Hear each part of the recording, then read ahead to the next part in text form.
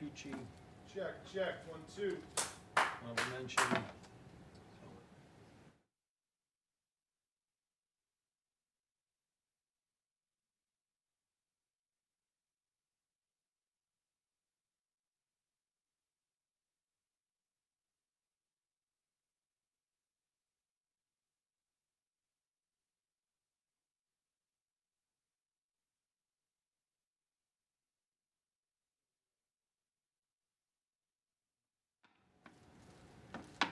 Check, 1, 2.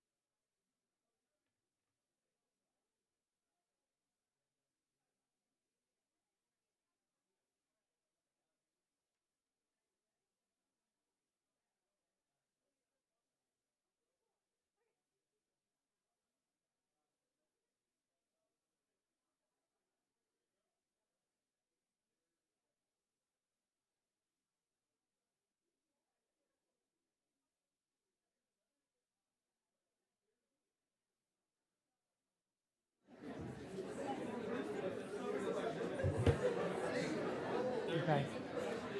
Good evening, everyone. Good evening, and thank you so much for coming tonight.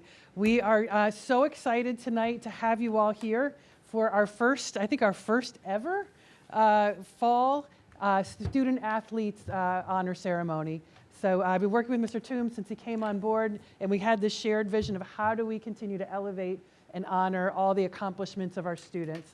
And tonight is the first effort in that regard to try to provide yet another opportunity to elevate our student athletes. We could not be more proud of the work that you all put in, the time that you put in, the hard work and effort that you put in.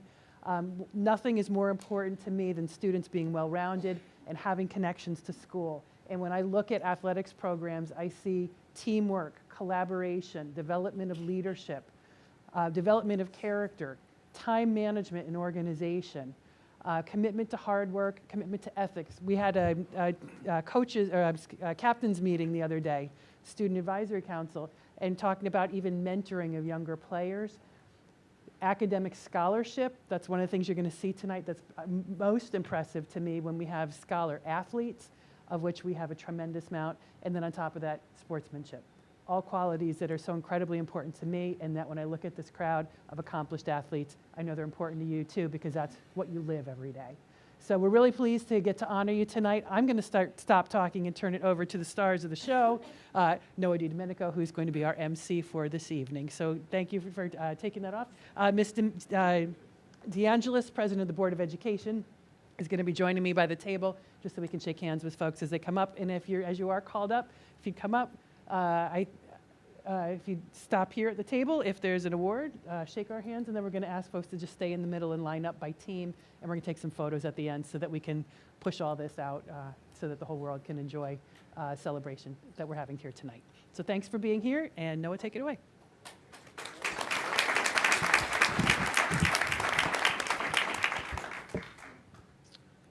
Good evening, Madam President, Madam Vice President, and trustees of the board. My name is Noah DiDomenico, and tonight I will be presenting the Superintendent's Recognition for Fall Sports. Dr. Chant, with your permission, we are set to begin. All right. Friends, family, and supporters of the Pelham sports community, welcome, and thank you so much for being here tonight. My name is Noah DiDomenico, member of the senior class and proud Pelican soccer and lacrosse player. Before we begin, we just wanted to thank the Pelham School Board for all the support they've given us. My mother sat at that table for 6 years, so I recognize its time commitment. It is so important to me to be a part of a community that recognizes how we can be both high-achieving students and high-achieving athletes at the same time. Now let's get right into it. First, we have the girls' tennis team.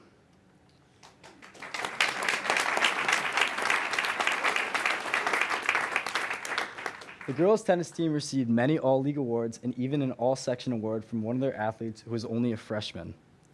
From the girls' tennis team, I'd like to invite up All-League winners, Captain Grace Kiami, Captain Plum Durham, Waverly Nanda, Captain Zoe Purcell, Anna Roberts, Lily Roberts, Izzy Spain, and Sydney Palos. And last but not least, all-section winner, Kate McGovern.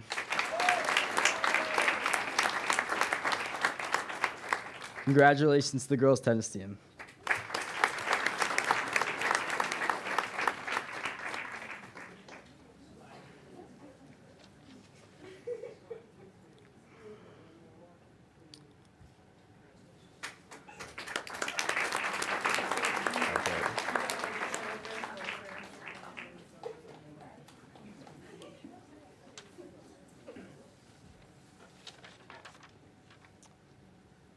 All right. Next, we have a team who entered the season with a new coaching staff and did a great job in their first year. The boys battled with the Giants of Section 1 and played tight games no matter who they played. From the boys soccer team, I'd like to invite up the following players. Our Rookie of the Year, Leo Hod.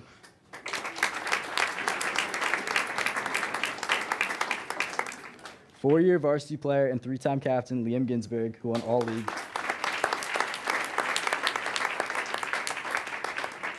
Captain and midfielder Joaquim Gomez y Silva, who won all league, all section honorable mention. And our striker and leading goal scorer, Joe the Talisman Martucci, who won all section. Congratulations, boys.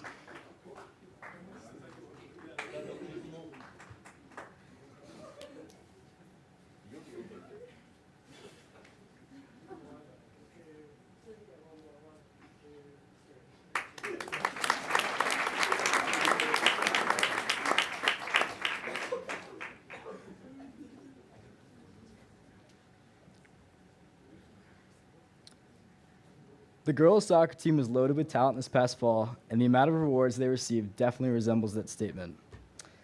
I'd like to invite up Ava Orlando for winning the Most Improved Player Award,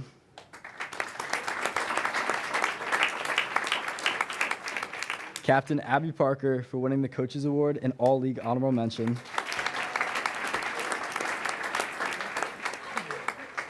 Rookie of the Year, Freshman, and All League Honorable Mention winner Katie Cronin,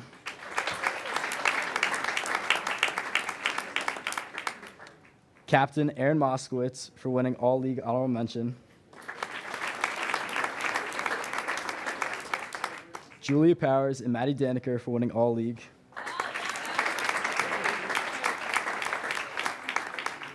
Captain Allie Hughes and future Lafayette soccer player for winning All Section Honorable Mention, and Captain Jamie Moskowitz and Aluchi Njoku for winning All Section.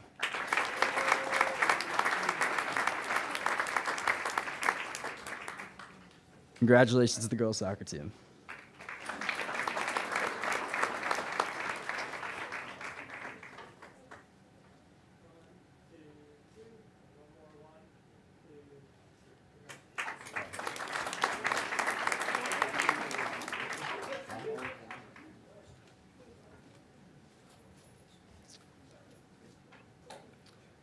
Next, I'd like to invite up three athletes from the girls' volleyball team who excelled on the court this year.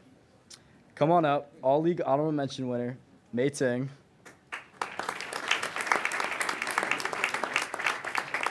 Faye Luno for winning All League.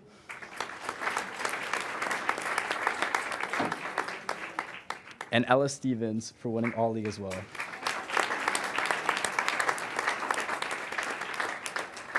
Congratulations to the girls' volleyball team.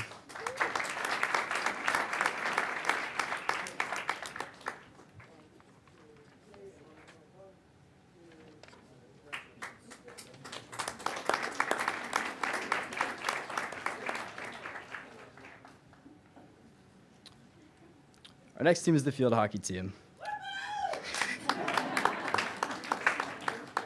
Miss Clapp had another coaching masterclass of a season, leading the senior heavy girls field hockey team to a deep run in the playoffs this past fall. From the girls field hockey team, I'd like to invite up All League Honorable Mention winners Addison Matiko and Josie Kagan,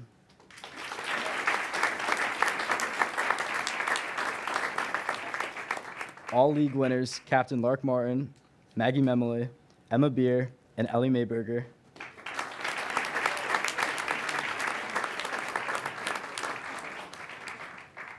All section honorable mention winner, Captain Shannon Winston.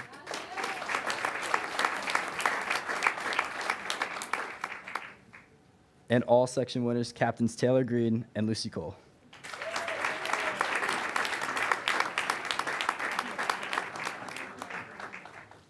Congratulations to the girls field hockey team.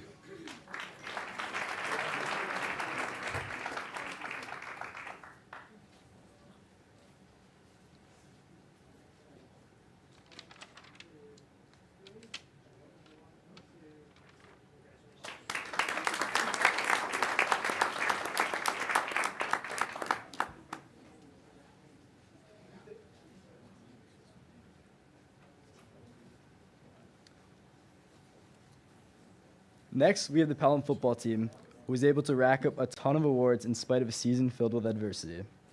I'd like to invite up the following all-league winners: Captain Connor Bryan,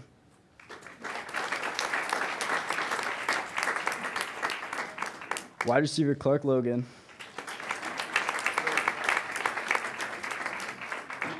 Quarterback Frankie Reese. Tight end Dusty Retta. And running back Matthew Prisco, who might as well just sleep at Glover because he's always there. And last but not least, along with winning all league, star receiver James Romano earned all conference honors and was named Class B Wide Receiver of the Year.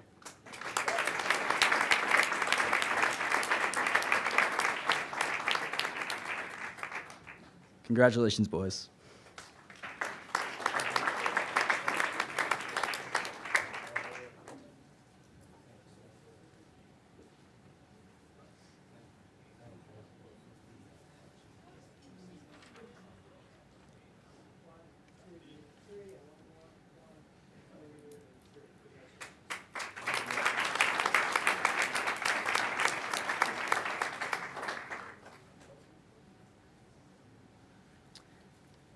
Next, we have quite a few athletes on teams with two of the highest GPAs. According to our very own athletic director, Joe Toombs, he called them two of our most grittiest teams, and the boys even were league champions this past year. From the girls cross country team, come on up, all league honorable mention winners, Sonia Brown and Venice Mancuso.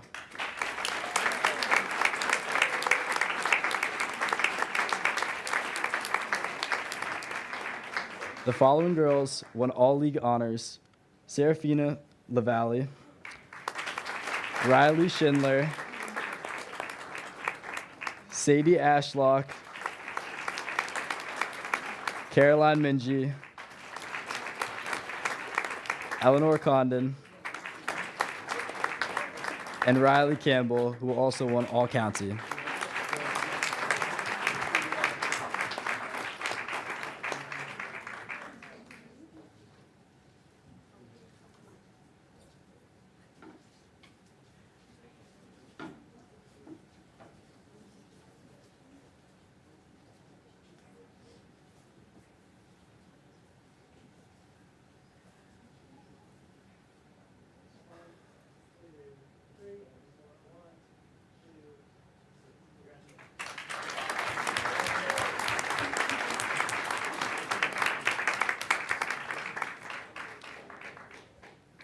From the boys cross country team, I'd like to invite up all league honorable mention winners, Alon Luciano and Dimitri Ross.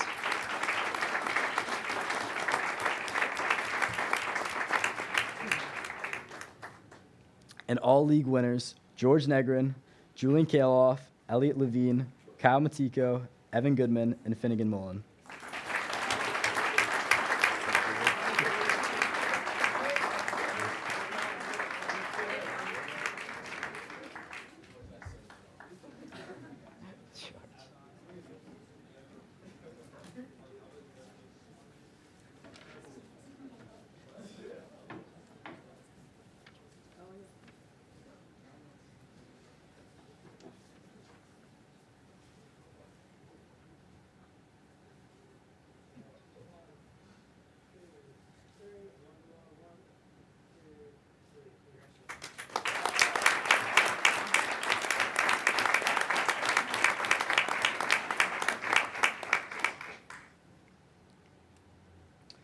In Pelham athletics, what makes a great athlete is not just skill and talent, but more importantly, how an athlete conducts themselves. Great athletes have discipline and show respect to their referees, opponents, teammates, and coaches. I'd like to invite up the following athletes for earning the honor of making the New York State Public High School Athletic Association All-Sportsmanship Team. Giuliano Riviello,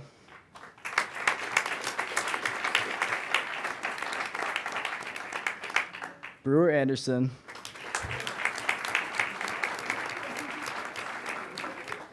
Kira Fendikian, Jake Fellner, Maddie Horner, Shannon Winston, Serafina Lavalle, George Negrin, and Mei Ting.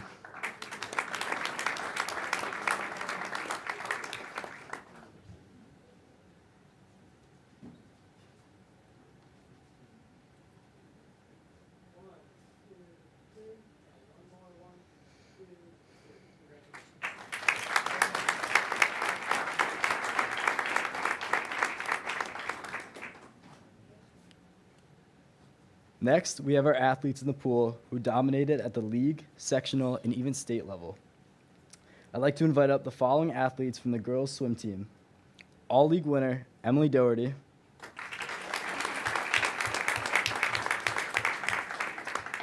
All-league winner, Gabriela Pinto.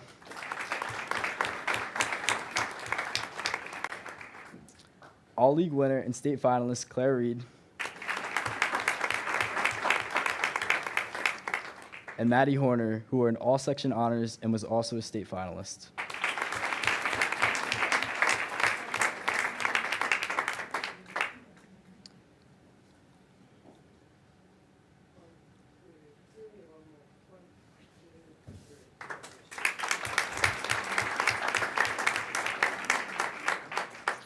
Although it appears Maddie could not make it tonight, our all-section swimmer also received the New York State Certified Swim Officials Association All-Scholar Award, Rotary Club Student of the Month, and the prestigious Con Ed Athlete of the Week.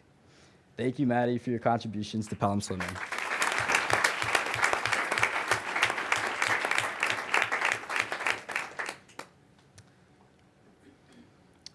Despite the crazy number of yellow cards the boys soccer team and I earned, I'm telling you, there were quite a lot.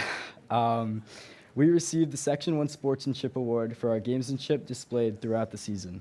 I'd like to invite up all my teammates who can make it to come take a picture.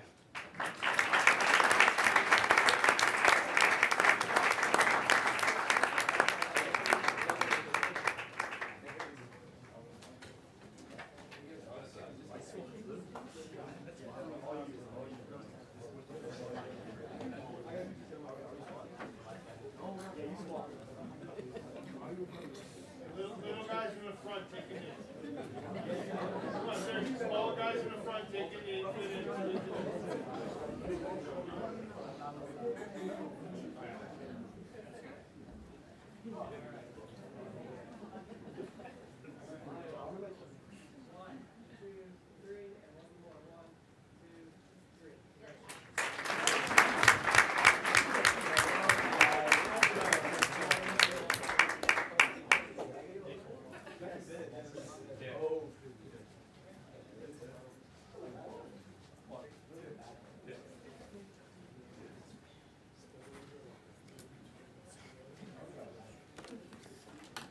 Along with all the feats and awards that our sports teams were able to accomplish this past fall, we didn't just excel on the field, on the court, on the course, and in the pool, but we also killed it in the classroom.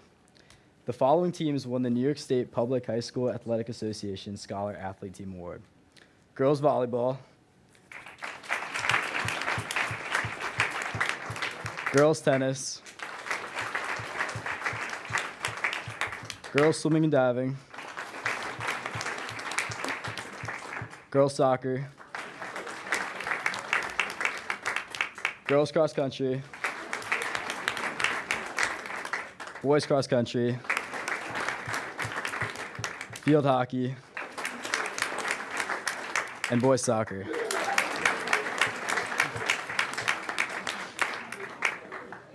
If any captains are here, please come up on behalf of your teams.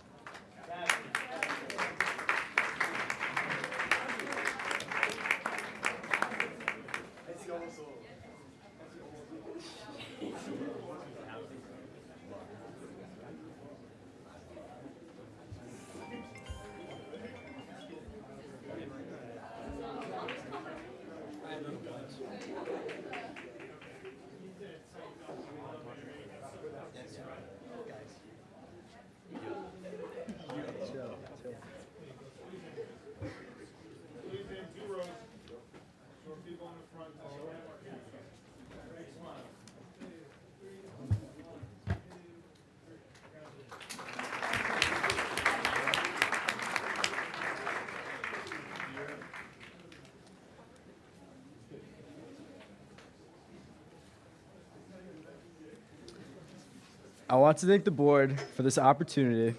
I want to thank all the families for partnering with athletics to ensure my friends and I always have the highest quality programming. Thank you to Ms. Damiano for keeping everything so organized. Thank you to the grounds teams and the custodians. Thank you to the building administrators.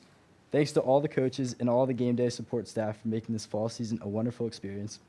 And of course, thank you to Dr. Champ and her team for all the support. At this time, if you would like to take any further pictures, please join us in the middle school lobby. Thank you, and that concludes tonight's presentation.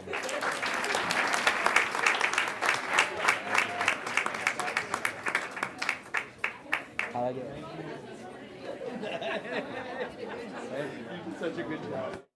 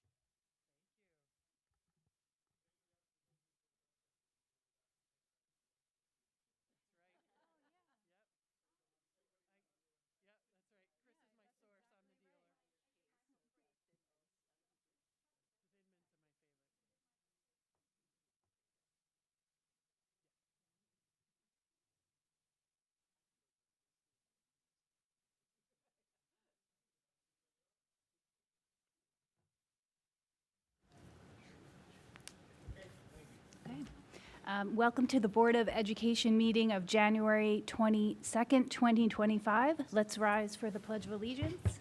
To the flag of the United States of America and to the republic for which it stands, one nation, under God, indivisible, with liberty and justice for all.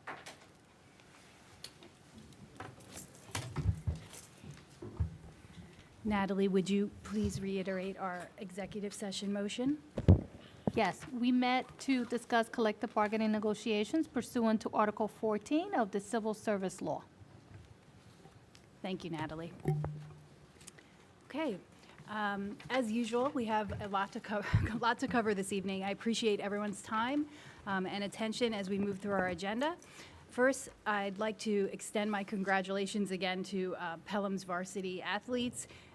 Your excellence in both sports and sportsmanship continue to make our community incredibly proud. Well done. This evening, in addition to our standard agenda, we will, of course, discuss facilities. The board will finalize its decision-making criteria and begin utilizing it to prioritize infrastructure projects within the proposed plan. Just a reminder, infrastructure projects are considered need-to-have items such as HVAC systems, roofs, and windows, things that are essential for keeping our school facilities operational. We may also discuss air conditioning and geothermal potentially. Finally, we'll review the dates for community engagement activities, which is a very important component of this effort. Dr. Champ will also be providing her mid-year report, which I believe will include insights from our dashboard. Yep. We look forward to hearing from her. We'll also touch on some budget matters. The Finance Committee met this morning, and later we'll review how we're tracking against our 2024-2025 budget. We'll also discuss some of the considerations as we are in full planning for the 2025-2026 budget. Recall that our guidance to the district is to be mindful of staffing and the growing expenses due to the uncertainty of interest revenues and state aid while maintaining the district's robust programming. Of interest in this year's budget cycle is also the number of people that we have retiring from the district. So, of course, we look forward to celebrating their service to Pelham schools, but we also look forward to understanding the plan for future hiring and staffing as part of budget season. Finally, as we do every year with respect to budget, we look at a model of the potential budget over the next 5 years. Which helps the district understand the longer-term impact of the decisions we make today regarding budget. And then before I hand it over to Dr. Champ, I just want to take a moment to sort of reaffirm that the mission and vision we share for Pelham schools and the core values of community and belonging, wellness and balance, and learning and growth remain constant, even with the recent changes in national leadership. These values will continue to guide us moving forward. Also important to remember is that our district and the Board of Education operate in alignment with guidance from the New York State Education Department, as well as the expectations of our Pelham community. So, thank you. Dr. Champ? We'll do the minutes first, Oh, yes, sorry. before point 1 and 2. Okay, do I have we can go to 4.1. Do I have a motion to approve the minutes from December 18th, 2024 business meeting? So moved. Second. All in favor? Aye. Any opposed? Okay, and 4.2 as well. Do I have the motion to approve the minutes from Wednesday, January 8th, 2025? So moved. Second. Okay, any comments or questions? Okay. No? All in favor? Aye. None opposed. Okay.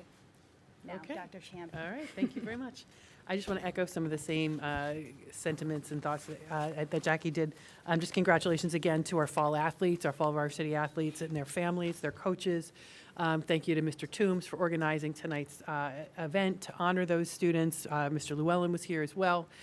Just want to thank everyone who had a hand in the success of those students, and again, are just so proud not only of their skill on the athletic field, but also their scholarship and their sportsmanship, and being recognized for all those things is something I'm incredibly proud of, and we want to just continue to promote and celebrate that as we develop these well-rounded students that are prepared for life out after high school. For my report tonight, I just got a couple things here, and then I'm going to move over to the podium for the bulk of my report tonight to be our mid-year update. So the couple items, in addition to the student athletes that we honored tonight, we always like to keep the board up to date on some of the special awards and honorees throughout the year. So the Pelican Yearbook student, staff, and advisors were overjoyed to share the great news that the 2024 Pelican Yearbook, entitled Always in Motion, was awarded first place in the Scholastic Yearbook Award by the American Scholastic Association. It's a huge honor, and one I know under Ms. Wall's leadership, this program really has flourished. So we congratulate the 2024 Editor-in-Chief, Rory Panuti, Assistant Editor Dari Jeffries, Assistant Editor Sophia Greco, and the entire 2024 Pelican Yearbook student staff on their amazing accomplishment. And that's Mr. Brian Sands is also advisor over there as well. So congratulations to them on their continued outstanding work on our yearbook. Our forensics team continues to excel over the last couple of weekends. They've been very busy. So on the weekend of the 11th, the high school forensic speech team competed at the 78th Annual Chaminade High School Invitational Tournament in Mineola, Long Island. Over 450 students from the tri-state area competed at the prestigious tournament. And congratulations go to sophomore Thomas Spadafora for winning 10th place in congressional debate. The team will then, after that event, moved on to compete at Regis High School the next week. And at Regis this past weekend, the forensic team again competed at the Sister Raymond Bardis Memorial Tournament, which was again held at Regis in Manhattan. And at this event, congratulations go to Aaron Bourne, finalist in JV Extemporaneous Speaking, Thomas Spadafora, 7th place in Congressional Debate, and Christopher O'Mara, 3rd place in Congressional Debate. Thomas and Christopher have now qualified for the New York State Championships to be held at Bronx School of Science, Ms. Holtz's alma mater, thank you. They'll be competing at Bronx High School of Science in April. So congratulations to all, and good luck to Thomas and Christopher on that next step in their journey. Additionally, just wanted to note, thanks to Ms. Suzanne Short, several teachers, a lot of PTA support in our schools, principals for ongoing efforts at the school level to prepare our students and compete at the school level for the upcoming Spelling Bee. So that is scheduled for tomorrow. Tomorrow afternoon is going to be our district Spelling Bee, so a very exciting event. 3:30 in Alumni Hall. 3:30 in Alumni Hall, if anyone wants to come watch, open to the public. And then I do believe winners from that will move on to the regional scripts competition. Yes, and just a note that, to commend Suzanne Short, who came in new to this position. And one of the things she's been working on since day one was the spelling bee, because the regional host changed. So we had to find a new host and a new place for our district winners to advance to. And she was successful in doing that. So thanks to her and her team for organizing this great effort. All the 5 Bs have been completed, and we look forward to tomorrow's district B. Yes, very exciting. Also, we have coming up this weekend SpongeBob SquarePants middle school theater program. So Thursday is a dress rehearsal for anyone internal, but then Friday, Saturday, and Sunday performances. So it should be a great time, and it's usually a fleet of thousands, because I think Mr. Beck and his crew take pretty much any student who wants to perform from the middle school. So it's really a wonderful time, and hope folks can make it. Just to echo a little bit of what Jackie alluded to, certainly we are all monitoring. There's lots of potential regulatory and legal changes coming our way. And just wanted to reiterate with folks that we're monitoring those as we always are, whether they be at the federal, at the state level. We monitor everything that comes our way and work always with our council as to how and if those changes may impact us. As Jackie said, we really are mainly governed by New York State, by state education department regulations. and certainly by our board policies and as well by our strategic plan. Those things have not changed. Those are the things that we stay the course around all the time. And that strategic plan in particular, which has been shaped by a broad stakeholders from our community, including the bulk of the board and prior board members, have set what we, I think, all believe is the vision and the direction for our district based on the values of our community, as you said. So I just want to reiterate that and know that we're, again, working with legal counsel. A lot of us belong to different professional groups that are part of interpreting what these changes mean. So we'll keep the board and keep the community abreast of anything as things change. Tonight you're going to hear more about our progress on the strategic plan. One certainly hot topic, I was talking to Mr. Llewellyn on his way out, is the governor has now proposed her phone ban. So that is not a done deal in its fullest yet. So again, we're learning what that may mean for us. And as most things do when the legislative process plays itself out, there tend to be some adjustments and iterations along the way. So we're going to follow the process and watch and see how that plays out. I am thankful that Mr. Llewellyn has had the digital device committee going on at the high school this year, as a follow-up to the board conversations last year and the policy directive from the board. So I think this certainly, we are well positioned to address whatever the outcome of that final legislation is. So certainly that will inform their continued meetings, and they will be coming to us, as I share with the board, hoping for a report, a written report that we'll share with the board in February, but then definitely before the end of the school year coming back with an update on the committee's final findings. We should know by the end of the budget process probably what the actual final legislation is going to look like, so that we can then adjust and prepare for implementation of whatever that looks like for next year. So we will definitely keep you abreast of that as well.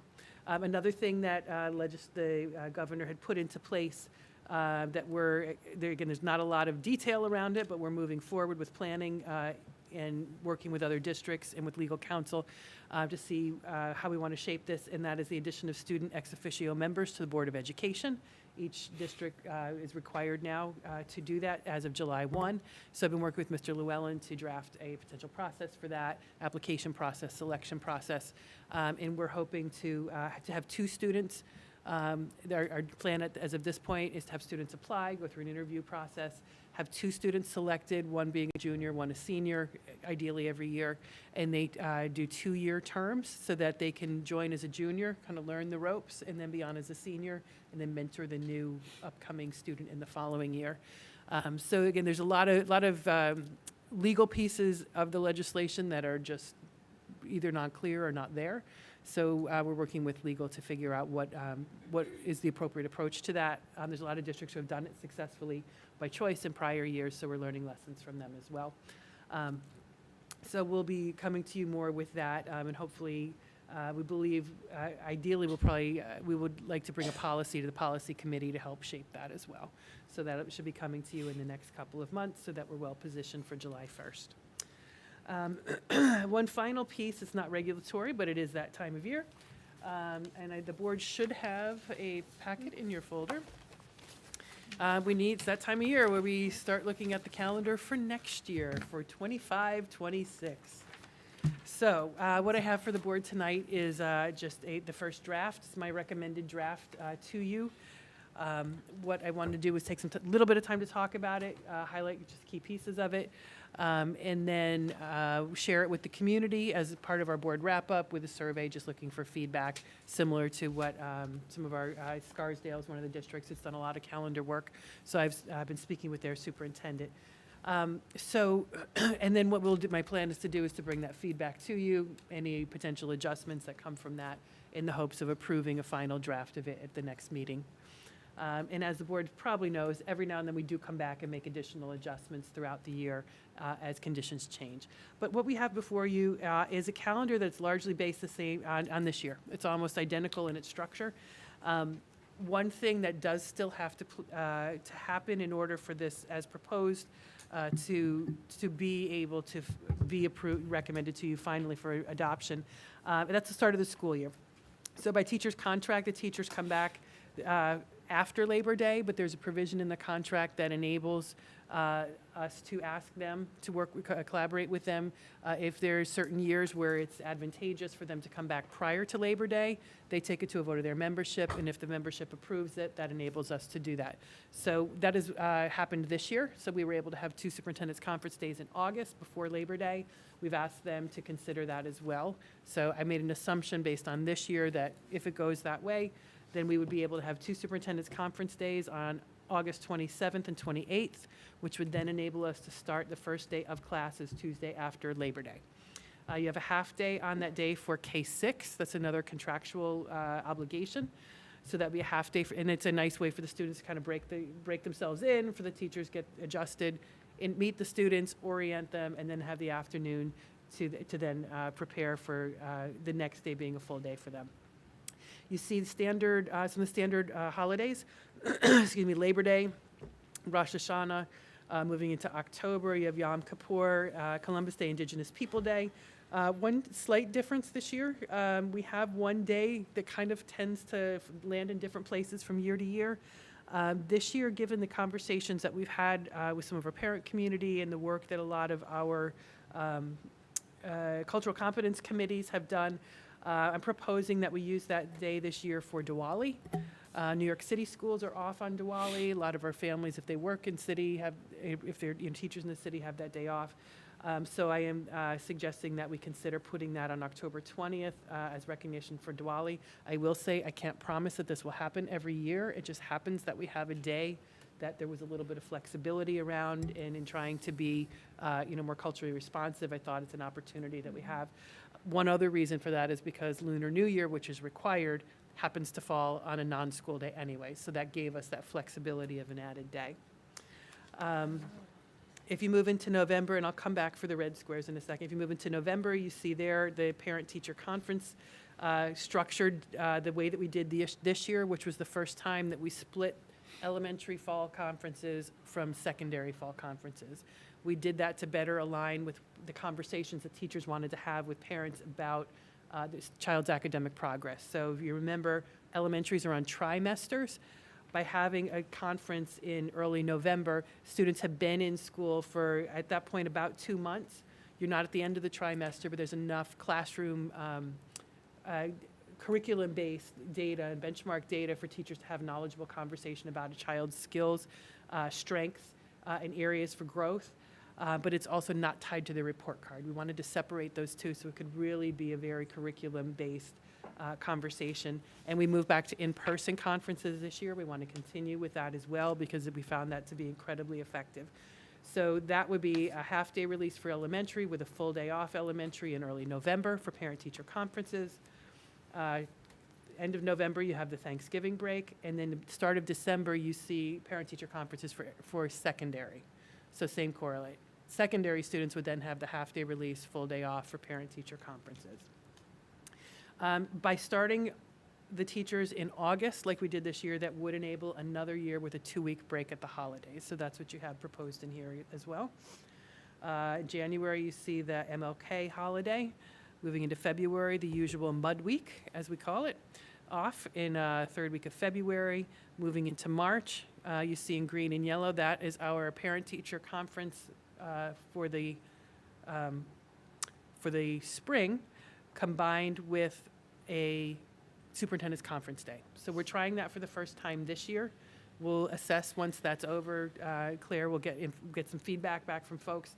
And what that is a half-day early release. So for afternoon and evening conferences, for elementary, it's basically, again, available to all students. Secondary, that's the one where we focus on just those students where teachers are concerned and ask their parents to come in. So it's a smaller number of students parents that are generally invited in at the secondary. So it'll be a half-day early release for afternoon and evening conferences for all students.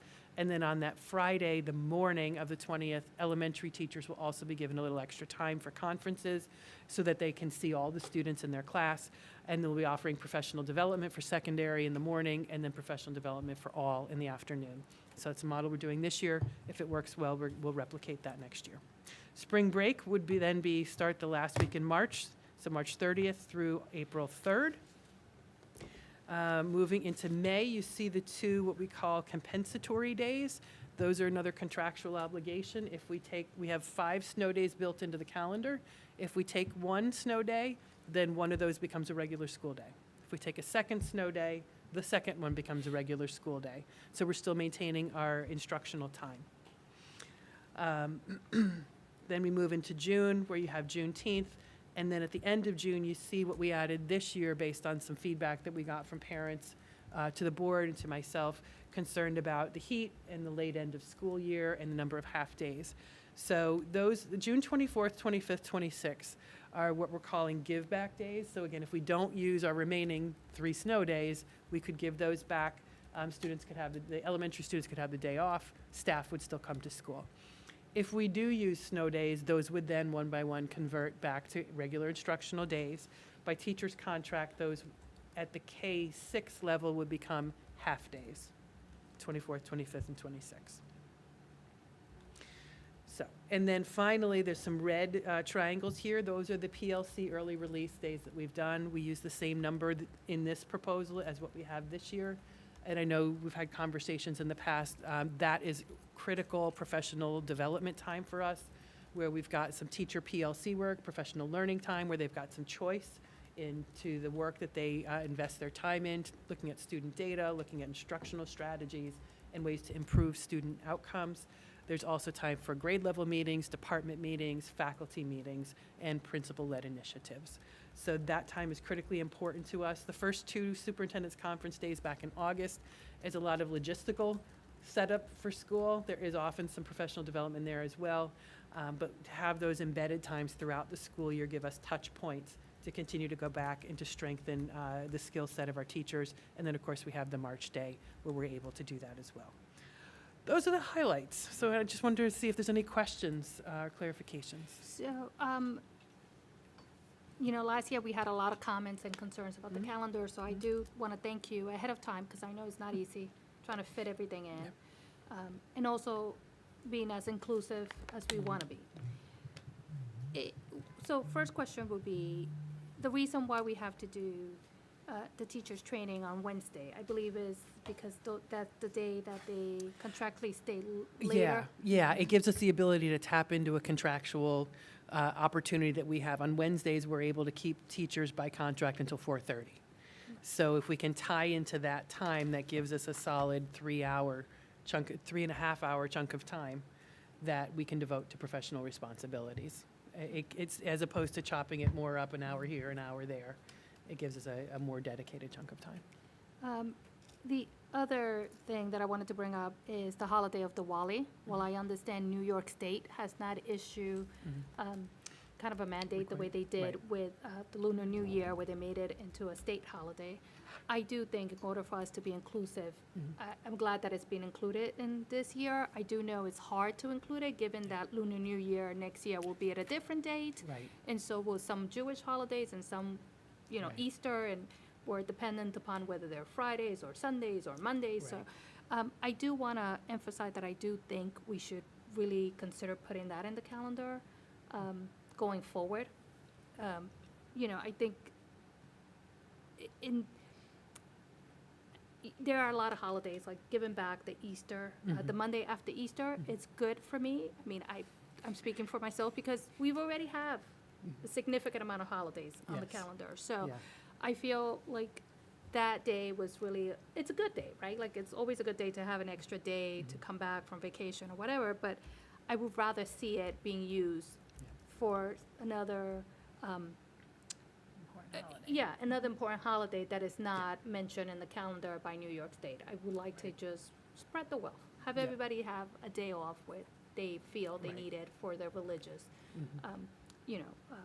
considerations. So I Great. would just like to see if we could do the volley in future Continue. years. Yeah, and one of the things we looked ahead next year, I think Diwali falls on a weekend. So it kind of works itself out. But yeah, to whenever we can, I think it's worth us taking the effort to do it. Yeah, I think just to Natalie's point, as opposed to a second thought and, if we can, I feel, if we have a commitment to doing it when we need to do it so it works out, I think that would be a great thing for consideration. You know, another piece, and I forgot to mention it, and this is one of those, I spoke, as I said, I spoke with the superintendent from Scarsdale, because they really did a lot of work on this, and they actually like mapped out 10 years to see what is possible to do with intentionality. And one of the things, strategies they used, and it is actually in here a little bit, because we don't have enough days to be able to really honor everything we might want to, we moved the March conference day to March 20th, which would be Eid al-Fitr. So it's a day off school for students. So there's still parent-teacher conferences, but there's the option for them to come on Thursday. So if the family wants to have Friday, you know, as the family celebration on that day, it's a kind of a different approach to giving them back that time to be able to honor their family, family cultural traditions. Dr. Champ, you said that the Diwali sort of fell, or you could use a day that was otherwise floating around for Diwali. What was that day last year in February? This school year, that day was added to spring break, so it would have been the Monday after Easter, after having a complete week off. I see. So, and some years that had worked, some years it didn't. And not every year we're not going to have 2 weeks off at the holidays every year. So part of it really just depends on where Labor Day falls, where Regents Rating Day falls, how that all spreads out in between. Okay. So. Well, I mean, I appreciate all the intentions that have gone into this calendar, because it is hard, right? We're trying to fit in 100, how many years? At 180 days? 185 days. Right, 185 days in between holidays, in between, trainings and conferences and everything else that needs to be included, while maintaining some sense of, breaks every couple of months, which I believe are very important as well, 'cause, so I do appreciate all the intentions that have gone into this calendar. Yeah, no, I second that. I'm sure it's a lot more work than we can even imagine. Curious too, those, the PLC days, are those comparable to the number of times from this year? They're the same year this to next current year? year as So next it is- year. that's great. Okay. I think we did an analysis last year. I think we varied everywhere from like 4 to 8. Okay. Ideally, we'd like a little bit more. Yeah. I think it was generally more like 6, 7, 8 in my first couple of years. We've changed a little bit how we've done parent-teacher conferences, and I am sensitive to the concern that the parents had brought up about the half-days and the challenges that presents for childcare. So I think that's why we didn't add. We'd love to add, but we wanted to be cognizant of that, that pressure on families. And I will say too, we do usually we give this calendar to the recreation department, and they do their best to plan recreation programs on those half-days. I think I saw something too in one of I get all of the Parent Square newsletters. I don't read them all the time, but I try. And I saw like Siwanoy's Dad's Club was doing a movie day on one of the That's great. Wednesdays. So I think where our PTAs, our Dad's Clubs, our rec programs have been really creative in trying to fill that gap. That's, again, part of the community, wonderful community partnerships that have been helpful towards making that a little bit more manageable for families. That's great. Thank you. Okay. All right. Well, thank you. As I said, we'll send that out and bring you back some feedback on that. Okay. With that, I'm going to move over to the other microphone for the quick mid-year update.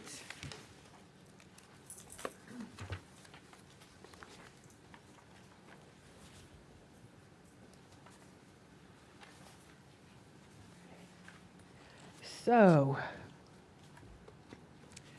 this year, instead of doing a presentation, I thought I would take the opportunity to make use of the new dashboard that we brought on as part of our strategic planning approach this year.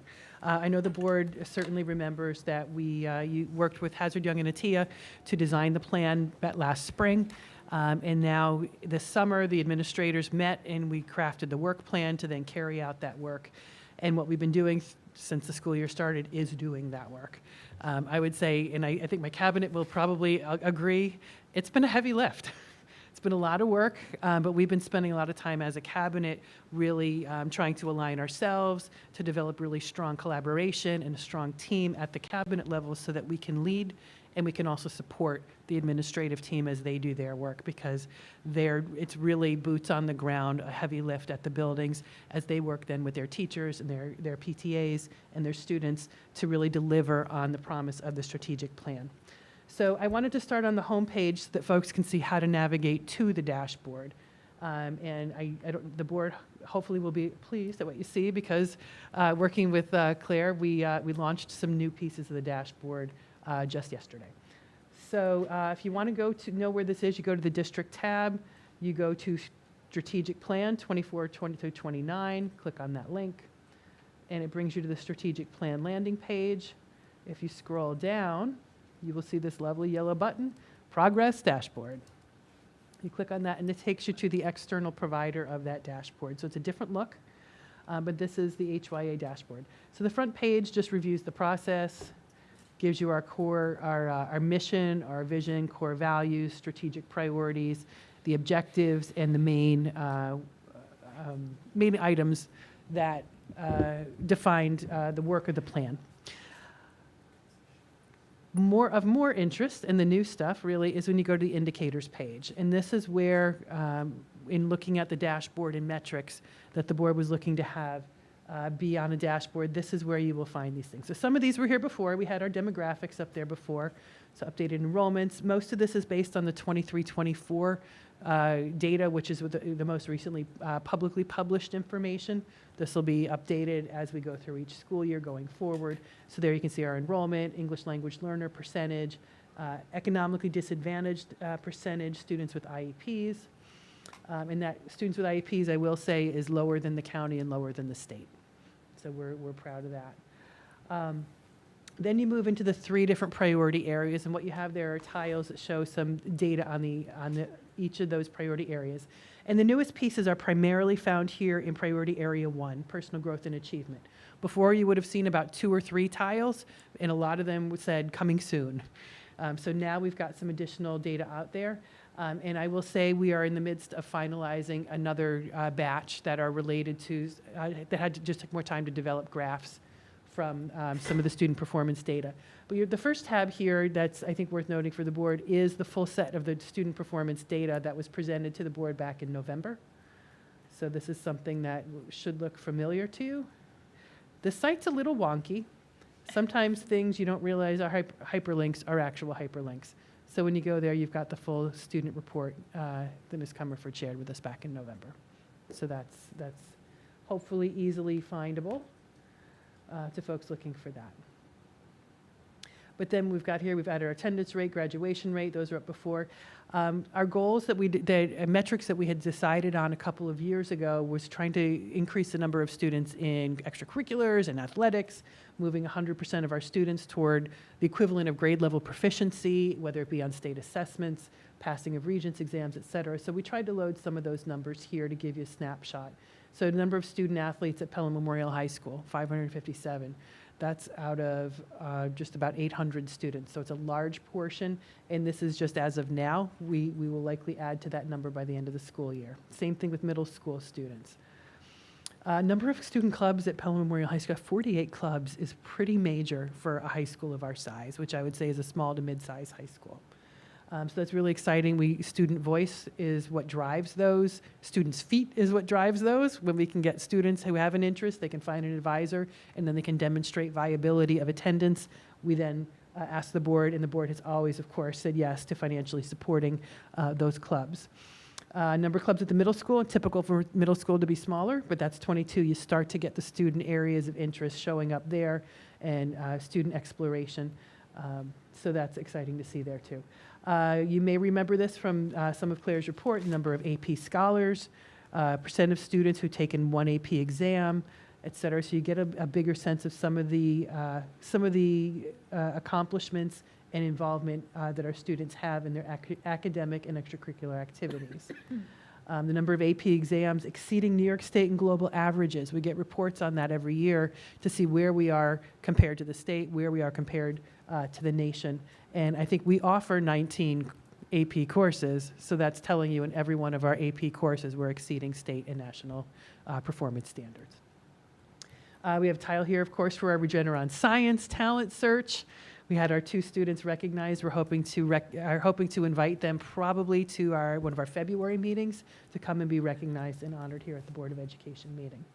The number of students at the regional WESF, which is the Westchester component of the Science Research Fair, number of 3 students most recently.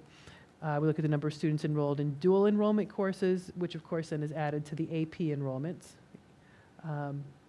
And then here we've got just some summary statements where on 3 through 8 state assessments, we're outperforming the region in math, outperforming the region in ELA. Our average score over all AP exams is 3.5, and that's out of 5. 5 is the highest you can get. And the goal in most cases with APs is to try to get students to at least a 3.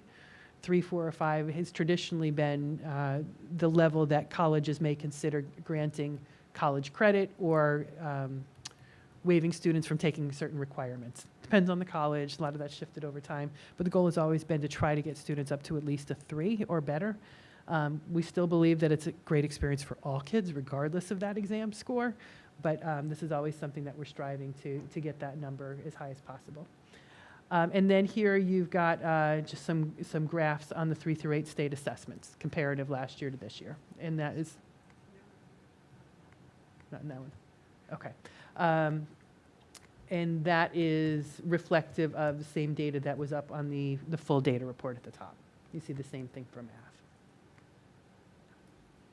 Okay, and we've got some descriptions on there that are really important too, to understand the context behind the data, especially because there's been a lot of changes in state assessments over time, as well as, and I know the board knows this, but I will reiterate it as well, the bulk of our 8th grade students take algebra. So we have open enrollment. The students who have the readiness, interest, strength in math tend to take the algebra course. So we have a very small proportion of our 8th grade taking math, and there's students that don't have maybe that readiness level. So when you look at our 8th grade scores compared to districts where all 8th graders take state assessment in math, you're going to see some very different results, but you really are comparing apples and oranges in that case. So it's just really important to keep that difference in mind. And that was an intentional choice that we made because we didn't want to double test our students. If we wanted high scores on Math 8, we could give all of our 8th graders a test and give them algebra, and we would have every bit as comparable as other districts. But again, it's a philosophical choice about how much time we want to spend with our students taking tests, prepping for tests, versus doing more authentic work with them. If you move into the priority area 2, belonging and wellness, before we had up there the teacher attendance rate, experience, and ratio. We have 64 seniors who got the seal of civic readiness. We've expanded that this year, so that number at the end of the year is going to grow exponentially. One piece that was added here that speaks a little bit to culture is our senior exit survey. This is something that's done every year, has been done every year for at least 10 years, if not longer. You do have to click on the download. It's a pretty big file. But what you see there is just a summary. It's standard questions that have been given to students over time. And as you read through it, okay, it works on my computer. It's just not working on this Chromebook right now. It gives you some data on climate, culture, student expectations, relationships with teachers, et cetera. So apologize that that's not downloading. I think if you were to download that at home, you should be able to do that. Down here, we have, these are important documents for our facilities conversation for anyone in the community who's looking for those documents. We do have our building conditions survey, capacity study, demographic study, all linked here. And with this wonky system, you have to click on the little I in the corner for more information. That shows you where the documents are embedded. And then not everything that is hyperlinked is underlined. So click on words and you will probably get something. Building conditions survey. And there it is. Click on words, just click around on things, and you'll probably hit upon something. So those things are available there, because those are embedded in our work plan as part of our strategic priorities. And of course, AAA bond rating. I did update. My last count was actual board policies that we have reviewed and approved as a board so far this year. 13. There's plenty more to go. Got 3 more on tonight on second reading, and lots more in the pipeline. So we're excited about that. And if you keep going down the strategic plan documents. I will say, going back up here to the academic indicators, we're still working on a couple other ones. As I said, there's still some tweaks to do with some of the graphs on more of the academic data to be loaded. And the other thing, we have the student climate surveys from both the middle school and high school from the fall that will also be posted in up here. Those will likely go in the belonging and wellness section. So, and before I move to the next slide, I was gonna say, yeah, any questions on what's here? Actually, move to the next. I'll wait. I'll see. Okay. Okay. So then the other tab of interest is the strategy section, because this speaks to kind of the work plan and where are we on our progress on it. That was all outcomes based. This is more the inputs based and the process side. So just for legend, 25 is kind of, you just started it, 50% we're in progress, 75 is nearing completion, 100% is done.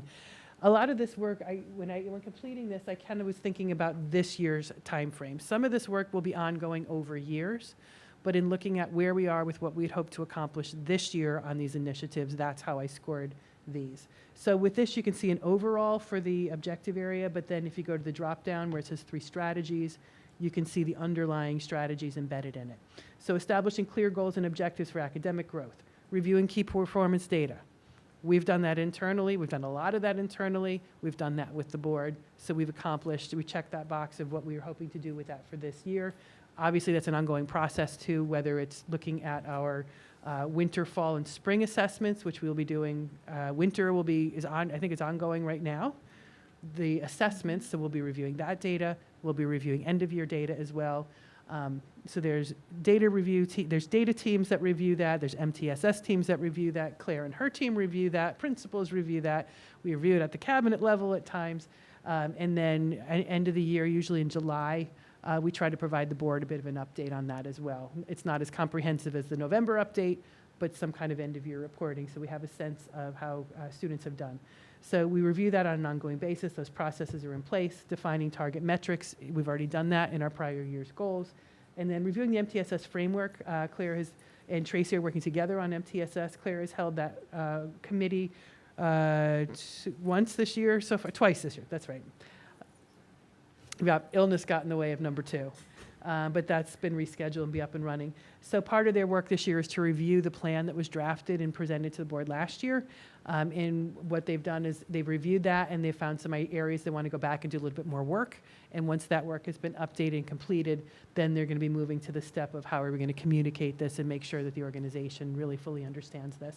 And one thing I should add related back to the calendar, our superintendent's conference day on March 14th of this year, we're looking to really focus on deeper understanding of the strategic plan, specifically the MTSS-I process. It's multi-tiered systems of support integrated. That's the I is kind of new for us. But that is the framework that we've been working on that really is a lens for the way that we look at everything. What are the different multi-tiered supports that we provide all students so that they can rise to that level of excellence that we want for all students? And this is a data-driven process through which we do it. So more to come on that. So yeah, they're about 75% because they will be meeting again throughout the year and more work to do there. When we go to implementing data collection analysis systems, same thing. We have the systems. We've been doing the collection, so that is in place. Training new staff, as we've got a lot of administrators who are new in the process and teachers, so we do some training and new teacher orientation, some building level trainings. Again, we've got March 14th to do some additional training, and Claire has been working to set up with vendors to come in and do particular training to continue to grow our knowledge in those areas. Create schedule for data collection. Again, that's done. We've got our testing windows throughout the year, be it at the elementary, as I said before. Secondary is certainly your marking periods, midterms, finals, et cetera, AP exams, and then create a reporting cycle that parallels those assessments. So again, we've got that internal process in place, and we've got the July and November for reporting up to the board, and also we've added these last couple of years a look at some of that data at our December retreat as well. So that calendar is in place. Dr. Champ, remind Yes. me, the circles are an average of Yeah, they're an Everything. average of the sub tests? points. Yep, Yep. thank you. And it's a little bit of estimation too. I mean, Yes. but I did get the calculator out. Yeah. Actually did. I didn't do the math. She was all right. Just looked about right. I did round up and down different times, depending on how I felt where we were on that. Anyways, assessing current building and district programs. So this is one where, we've met with the School Culture and Belonging Committee this year. We've had one meeting so far. We've got upcoming meetings to go, and that's where we're going to continue to do some work in this area. So reviewing the climate surveys and analyzing the student data for improvement. The buildings have done that work. The principals, administrators at the buildings have done that, and they're using different clubs, different initiatives to respond to the data that they saw in areas that they want to find improvement. Things like strengthening the student ambassadors at the middle school is a big one that I know Ms. Sabi has been doing a lot of work on. So they're doing that work at the building level with students and faculty. The School Culture and Belonging Committee is going to take a look at that data at an upcoming meeting as well, just so they have an awareness of that and see if there's areas from the district perspective that we want to think about. But then the other area we're going to ask them to help us out with is this other task of looking holistically at what are the programs that we do, and kind of cataloging them, identifying areas where there may be gaps in types of events. So wanting to continue to recognize and support and celebrate the different social, cultural, academic, athletics, what are all the different areas of diversity and strength that we want to celebrate about our students and our families and our community. Where are we hitting the mark, and where are maybe some things that we might be missing that we want to then add. So we're going to ask that committee to put their lens on that and help us identify those areas and then plan ways to fill gaps going forward. Dr. Champ, are Yes. the culture coaches pulled into the Yes. review of the climate survey? And The culture coaches are part of the School Culture and Belonging Committee. they're on the Yeah, committee? they're the main Yes, teacher okay. representation on that committee. So anything we're doing there, they would then directly be involved in. Okay. And then I know the principals tap them in different ways at each building too. So I very much, I know that the culture coaches are involved in the school level initiatives as well. Okay. Yep. And there's a big initiative when we get later down that I'll mention that's been really driven by our school culture coaches. So we're excited about that one. So continuing to promote inclusivity through initiatives that foster a sense of belonging and respect for all students. Continuing to strengthen our implementation of responsive classroom. Tracy Holtz has been working to get some coaching in place for the buildings, so that we're getting some folks from Responsive Classroom. Now that we've been 5 years of cohorts trained, we've been implemented for a few years, they're going to come in and do some just some analysis update, and then give our principals some strategies for how to coach and continue to strengthen their implementation. We'll do 2 schools this spring and then 2 schools next year. Continuing to celebrate diversity through different events at schools. This has been, our PTAs have been wonderful partners in this too, expanding our ability and our capacity to have events to continue to make sure that culture is represented and honored and celebrated throughout all of our schools, both in the school day, but also extending that well beyond the school day. So we're thankful for that partnership.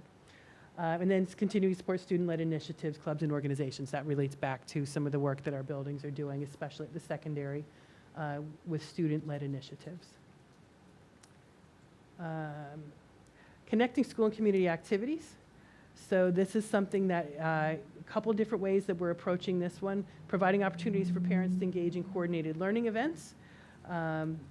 This one we are in process of. We've got, we're putting together a Pelham, under the We Are Pelham What's Your Story theme for the year. We're in the process of putting together a parent education series.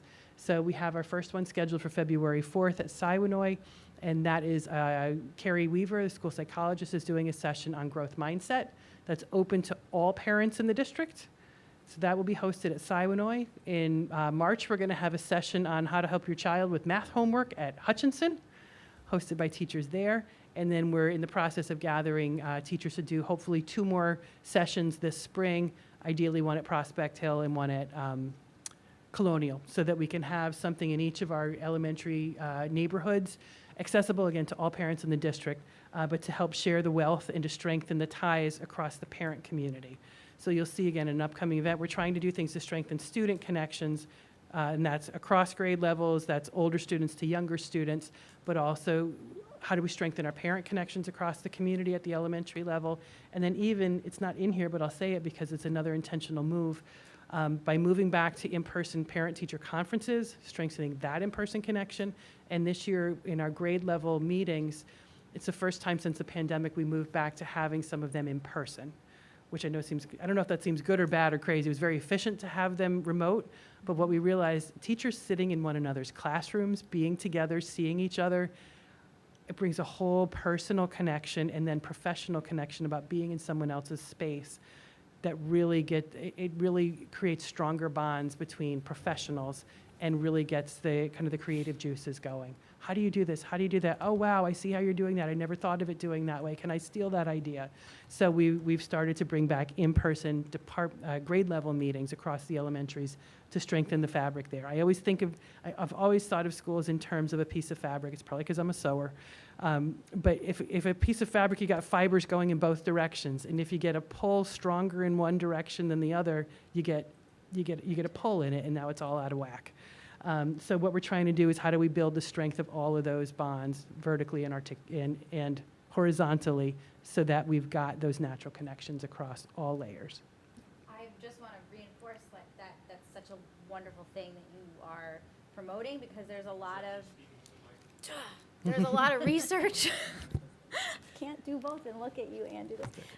There's a lot of good research out there that shows the strong connection between like in-person, face-to-face communication, and how that fosters collaboration, innovation, and just like good community building. And so that's great that you're bringing that back to the district for our teachers. I think the students will benefit from that, and the Absolutely. parents. Yep, absolutely. So so that's what we're doing, for the parent education series, continuing to work with Pelham Together through our partnership with them. They've been brought already in several parent workshops, working very closely with Tracy and with the high school in particular, trying to support a lot of good decision-making and giving parents, skills and resources as well as our students. And then Mr. Toombs, who, as you saw earlier with our award ceremony, he's also been working to try to strengthen the ties between recreation and youth programs with our varsity programs, and even getting teams to go support one another in new ways. I was able to join him. It was really fun. I got to join him for it's a student captains council. So the captains of each sport for each of the teams for each of the seasons, he's meeting with them occasionally to develop a leadership group and develop their leadership skills as captains on the teams. And one of the things that he stressed to them as part of that was their role in mentoring younger students and also in supporting one another as peers. So he talked about how it was just great to see I think it was a nail-biter girls basketball game going on in the gym. Already another team was there, and then the boys' team got back from an away game and literally ran off the bus into the gym to support the girls. So strengthening those ties and connections around community is something that's embedded in what we do. So I mentioned earlier, Seal of Civic Readiness. We're expanding that to more students this year, and we'll be hearing more about that as the year closes out. Facilities efforts and objectives. This is embedded in the bond work that we've been doing as a board together. So the cross-departmental committee, that's our joint facilities and finance committee, has really been filling that gap for a cross-departmental committee, cross-departmental committee. As we did last time, I anticipate as we get farther down the bond process, we may evolve that into what we call bond steering, where we tap some community members with particular expertise to help us with our projects as we move into additional states of design and eventually, hopefully, construction. Updating current policies, we've already talked about that. So I think I put 50% there, even though we're already ahead of pace with everything we've ever done before. We'll be about halfway through the audit, I think within the next month. So that's why I scored us at 50%. We're hoping to get to the end of the audit by the end of this year. Analyzing master schedules and remedialization, that was part of leading into the remedialization study, but also that was part of what we did this summer in working with the building administrators to see is there ways that we can more streamline our master schedule. Specifically, I'll be honest, I was really thinking deeply about this whole lunch issue. And that work together with the building administrators is how we arrived at trying the 7th period lunch for our 9th graders. So we got there, we did a really good job for a first step. We're hoping to get even farther down that process next year. But I think our bond work and our building facilities work is going to inform this ongoing effort here. And then establishing procedures and routines and events across schools to maximize personal and peer interaction. That goes hand in hand with creating space, like having all the students in lunch together, but then also paired with that, and I think when you hear the work of the Digital Device Committee eventually, I know that's something they've also been thinking about, because that's what we asked them to do, is pair not just the practice of what to do with the phone, but let it also be about how do we build peer-to-peer connections and more in-person opportunities for connection. So, so that one's in process. I think we've made some good gains, a little bit more to go there. So that's kind of an overview. That's, you know, not every single thing that's in the strategic plan, but these were the items that were identified with strategic indicators that we were going to be really watching for this year. So I will pause there, just see if there's any additional questions related to this. Yes, Catherine. So there's so much to really Yeah. like and appreciate about this data dashboard, and and I'm curious to understand more about like you mentioned at the beginning that this was like a really heavy lift to put together. I know that this is, I really appreciate how this is like organized by our strategic plan areas. I think that makes it really easily digestible and understandable, like what data goes into each like item and how to sort of think about it. A lot of this data lives other places, right? Like a lot of this data, like you can go to NICEAD data, right, and pull up all that, the stats. Like I can look at the ELA scores, charts and graphs. I can collate that data through the NICEAD data any way I want to see it. Right. And then we can see it here. Yeah. So I'm wondering, how are we measuring unique clicks or access? Like how are we measuring like the use, like how much traffic this website is getting? That's so a great that we question. can measure time and effort against use. Because if this is a really heavy lift and it's taking up a lot of your time, even if it is something that's really amazing and wonderfully thought out and organized really well, if it's not something the community is going to for the information, and if all of our strategic plan goals and Claire's lovely presentation that you pulled up and all of those charts, like those are also on our website and other spots. So what's the plan for measuring? That's a great question. Traffic. And I think this is our first year with it, so I think this was kind of our, let's try it out and see kind of exactly what is the workload on it. To a degree, I think once it's built, it's going to be easier to update. We already even had some conversations.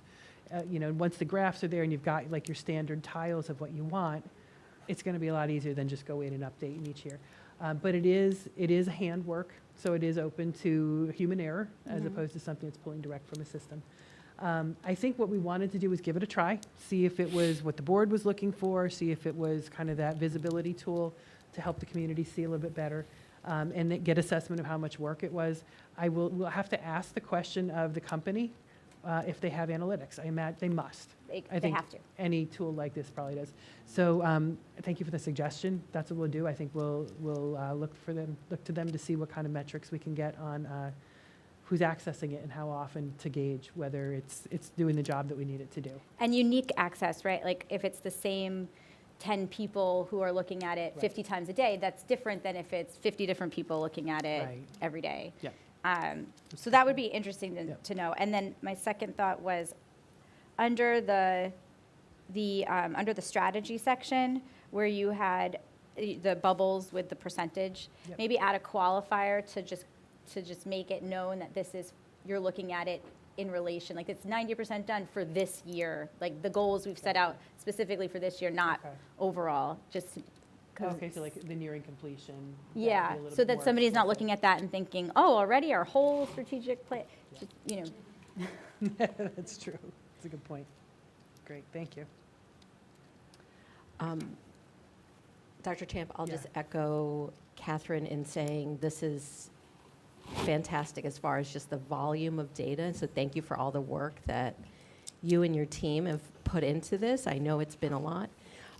Correct me if I'm wrong, but this is the first time with a strategic plan that we actually have data to back up what the plan really, not what it really means, but to kind of put some numbers and quantities against the pillars. I would say, sort of to Catherine's point about like how many people are using this, I think we need to put it out there right? Let people know that this exists, Yeah. so that they know to go and look for it. Because I think maybe the average community member is not going to our website except to look at the calendar or something like that, Lunch, you know? calendar Lunch and lunch menu and are the lunch two biggest menu. hits on the website. Yeah, Yeah, Emery, I would actually echo that. I was about to say the same thing, because this is really, one, you can dive in, but if you really just want to have the visibility of like, where are we at? I mean, Yeah. the exercise Yeah. is probably, like, as you were doing it, it's probably a great exercise even to be like, Yeah. oh, we're this close, we're not this close. So you can really see the progress, what's moving slower, what's, which means, we're just working through some things.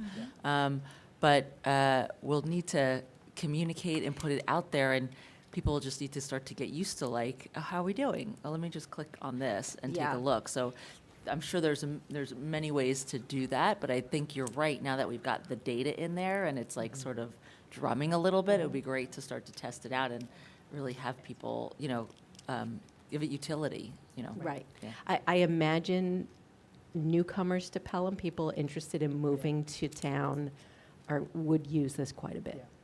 Mm. Yeah. And I would say the consultant that worked with us on it said often districts view it as a PR tool. Right, Because exactly. it's a chance to highlight, Exactly. some of your really great outcomes. Yeah. Yeah. And it's easy. It's easy.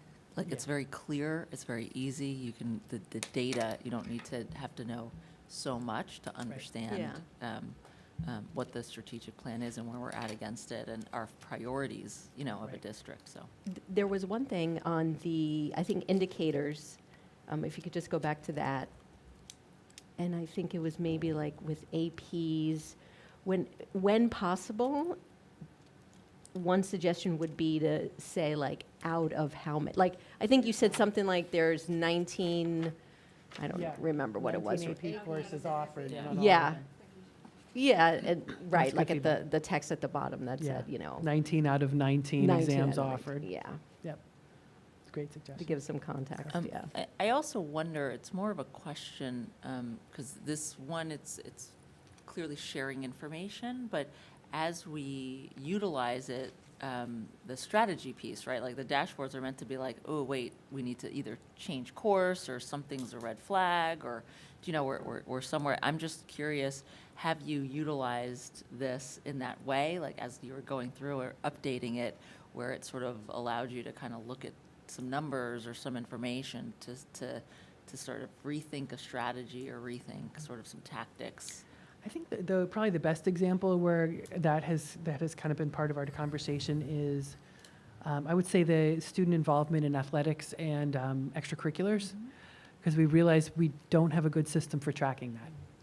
So we've tried different systems so far. I don't think we've landed on one that we're fully confident in, but it's given us kind of that, oh, wait, how can we do this and get more accurate information? Because the thought behind that is, if we believe that all students will do better, I mean, research shows us, so we believe in it, that students do better when they're connected to they're connected to their school, which is usually through extracurriculars, in addition to the academics. So then how do we get all kids doing that, and how do we identify those that are not connected? And that's where we were like, we need a better data system great. to do that, so we can capture who is, who isn't, and then we can find those students and work in a more targeted way to get them connected. That's great. Yep. Yeah. This is nitty gritty, but with the survey, like the student, I can't remember what it's called now, the Oh, climate one. Exit. Yeah, I don't know, with the seniors, right? Senior exit I don't know survey. if we ask in there, I can't remember if we ask, were you in a club in school? You know, it Good might be, question. it's not capturing everyone, but Yeah. at least at the senior level, you're capturing whether or not a was student part of their was school part of a club. That's a good point. It's just, I don't think it asked that, but I can. might we be can a certainly look way into to, that. at least to start capturing data Yeah. until you can figure out another way to. Yeah, and it's interesting because we looked at a couple different tools, something like, there's a Student Square version of Parent Square, which has got some capacity for some different things. So we thought about looking at that. It's a communication tool, but it's Yeah. got some capacity. But we've paused on thinking about that because of the conversation on digital devices, Right. We don't want to build a structure that's contingent on communication with our students and organization and tracking if we're then going to be taking a step back and removing that tool Right. in the school environment.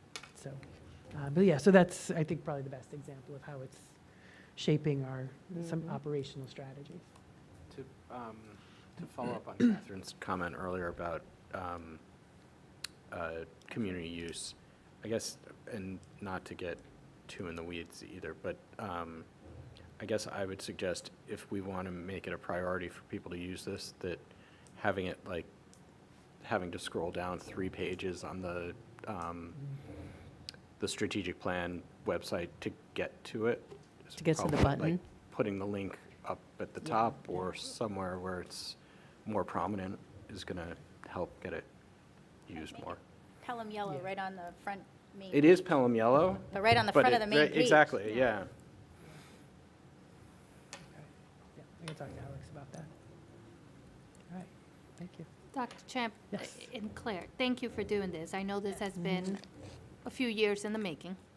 And I'm Yeah, it's laughing great. because I know someone who previously sat on this board was very much dashboard. And I'm like, dashboard I know, and I'm like, he must be, I hope he's watching. It's the dashboard chair. Because this is the dashboard. I do know it's still, this is the first presentation, and I do foresee you continue to work on this with your team and improving it. But I do like what I see, and I'm doing it right now, and I'm like, oh, look at all this information and data. So I do appreciate that. And then to go to Anne Marie's, I thought at one point we discussed the correlation between students in high school who participate in a club do better academically Yes. than others. Yep. So it'd be great to see it on the dashboard as well. Yep. Yeah, and that's it. We've got some data here to that. We've got when you look at student athletes at the high school, student athletes at the middle school, number of clubs. So that's some of it. For the rosters with phys ed, or with athletics is where we came up with those numbers. But we know that it's not it's not the full picture because we haven't found that really good data to capture the clubs. But we're working on it. So yeah, as we get better systems in place, we'll be able to continue to strengthen that data picture. Because of the way this is structured, as we continue to build it, to add to add the research that Yes. supports the data that's being presented. So the club data, we can add context at the bottom that cites research that says that students who are connected to the community and engaging in extracurriculars are more likely to have academic success in high school and beyond. So we can kind of add that as we continue to build it. Right, and you could even, and this is really getting in the weeds, but you could even, in the climate survey, you can see the sense of belonging students have related to whether or not they're in a club, and Yeah, compare that have their data. own data. Yeah. Mhm. And to that point, one of the things that I know Tracy and I met recently with Laura Caruso from Pelham together, every 2 years we do survey students on the SRS. Thank you, Student Resilience Survey. It's getting late and I haven't had enough water. Student Resilience Survey, we will be surveying our 8th, 10th, and 12th graders this spring. And we did add, they gave us the opportunity to add a couple questions related to the strategic plan about sense of belonging, I think academic pressure, for thinking about the balance aspects of the plan. And I can't remember what the other one was. I think it was about students, how students treat one another. Because that continues to come up as a concern on our in-district climate surveys. They have strong connections with their adults. But the adults have high expectations. The peer connections, especially post-pandemic, have continued to be an area of focus for the buildings. So we've added that to them. That always provides us some great climate data in addition to giving us a sense of high-risk behaviors and pro-social behaviors. And that survey from Pelham Together, correct me if I'm wrong, but I think I'm remembering that it is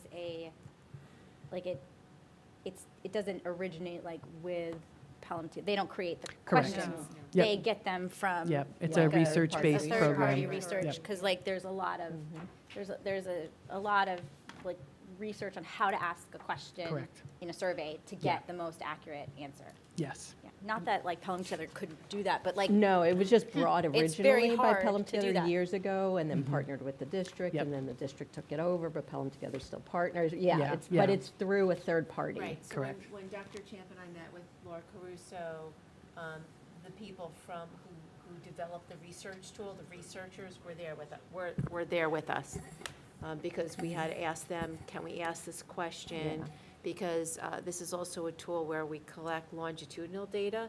So if we ask too many varying questions, we're not gonna get the data we're hoping to capture in the trend. So Yeah. they give us parameters of what we can and can't ask, and how we can ask a question and modify a question.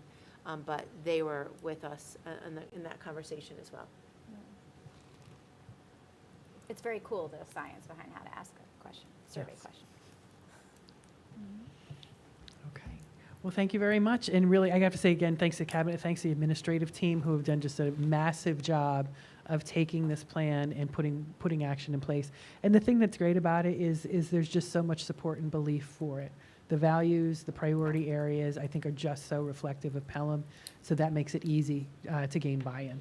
So just thanks to everyone for the hard work. And we look forward to giving you the end of year update and Thank seeing you. where this Thank needs to. you. You're welcome. Thank you. you. Thank you. I think we'll move up we'll move up public comment. Is there any communications and comments from the public? Okay, you want to wait? Okay. All right, then I won't. Thank you.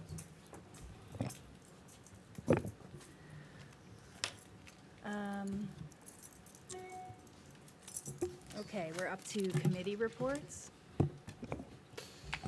Who wants to go first? I know there are a lot of. Jim, are you going to be covering finance separately? Yeah. Okay.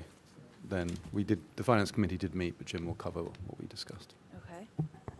We also had, Facilities Committee met last week. Last week on Wednesday, the 15th. I don't know, we're going to cover that as well with you. During the but- facilities conversation. Yeah, we're going to Probably cover better to that save during the this. facilities conversation, so. okay, we had safety committee. You're gonna cover that as well? All right, so we're not. And we also had, Personal growth and achievement. I in- mentioned it. You do? okay, so we move straight to That sounds the like a great idea. superintendent. The su- Assistant Okay, superintendent's so we'll move to report. 5.3. It's Assistant Superintendent's update on personal growth and achievement. So one of the things that makes our learning organization so special is how we leverage the talent of the community and alumni to enrich student learning. Dr. Callahan and his team are particularly dedicated to connecting students with real-world expertise to inspire innovation and future success. And to this point, alumni Kyle Biro of the class of 2017 returned to Pelham Memorial High School on Friday to share his journey with students in our data science and AP computer science classes. Kyle is a graduate of Hofstra University and co-founded Pensar AI, a company founded to police security, vulnerabilities, and technology platforms using AI. So that's just one of the highlights that I wanted to mention tonight. We did mention quickly in our last board meeting about our Regeneron Science Talent Search Scholars, and I just wanted to take a moment to highlight them tonight. 2 seniors have been recognized in the 2025 Regeneron Science Talent Search. It's the nation's oldest and most prestigious science and math competition for high school seniors. It provides a national stage for students to present their original research and celebrates the hard work, creativity, and innovative thinking of young scientists tackling some of the world's most pressing challenges. And so we have senior Madeline Pacella, recognized for her research in analyzing B-cell classification changes in cerebrospinal fluid and blood influenced by ocrelizumab treatment in multiple sclerosis. And then Axel Robinson was recognized for his work on insomnia phenotypes and their adverse health effects. Scholars are selected based on their exceptional research, leadership, community involvement, academic commitment, creativity in asking questions, and the remarkable potential they demonstrated through their independent research projects, essays, and recommendations. Madeline, Axel, and Pelham Memorial High School will each receive a $2,000 award. They're among an elite group of 300 scholars, those are from 200 schools across 33 states, Washington, D.C., and international locations such as Hong Kong, Malaysia, Switzerland. And we're incredibly proud of their achievements and grateful for their administrators, educators, and mentors who've supported their journey. We've already talked about the spelling bee, so thanks to everyone involved in that. Come 3:30 tomorrow in Alumni Hall. John Sabalos, bless you, our Director of Technology, and Alicia Del Mastro, our K-12 Instructional Technology Specialist, came to our Personal Growth and Achievement Committee last week and shared the work of the district's Artificial Intelligence User Group here in Pelham. The committee engaged in thoughtful discussion around leveraging AI technology in an ethical and responsible way to ensure that it enriches and enhances teaching and learning in Pelham. We'll continue to report on that committee as we continue to meet. And then also in Personal Growth and Achievement, we are just changing the name of a course offered at the high school on economics and finance to make sure that it meets the criteria for NCAA approval, which helps scholar athletes, but also anyone who's taking the course for college recognition. And then this week, as we all know, I think this year, all New York State assessments in Pelham in grades 3 through 8 will move to a computer-based platform in alignment with New York State regulations. And starting this week, we are beginning our simulation assessments from today until January 31st. Different schools will simulate the computer-based testing assessments to ensure that students are comfortable, teachers are comfortable with the platform, and that everyone is set up for success in September. The simulations are provided by the New York State Education Department, take approximately one class period, are not scored, and are designed to help students become more comfortable with the format. Students will, any individual education plans or 504 plan accommodations will be provided to students who have plans for those. And we're hopeful and confident that this simulation will help our students be prepared for the assessments in the spring. And it will not disrupt regular teaching, and students won't miss valuable learning in the time that the simulations are taking place. Thank you. Thank you, Claire, for the update. I just want to go back to just say one thing about the Regeneron scholars. This was such a cool thing to read about. Like to be, their age and to come up with this original research idea and then to design a study, to think that whole process through, to go through the IRB process. I mean, this is not like a small feat, right? This is a huge lift. And then to read about, I read about how they thought of these and the importance and why they decided to focus in these areas and, what they were hoping to accomplish and achieve and, why they designed the study in the way they did. It was so inspiring to read about. And so cool to know that these are kids in our community and they're already doing and having these original thoughts and ideas, and they're going to go out into the world and, I think all of the kids who graduate will change the world in some way, and it was just so cool to read about these two kids, and I just want to recognize their hard work and dedication and the team that's supporting them, and really just say this is not an easy thing to create and design a scientific research study and then execute it. So this is so cool that I'm just so excited for these kids and what an experience to have for them. Yeah. Absolutely. So yay for these kids. These students are amazing. Yes. All of our students are amazing, but this was a really cool thing to read about. So Thank you.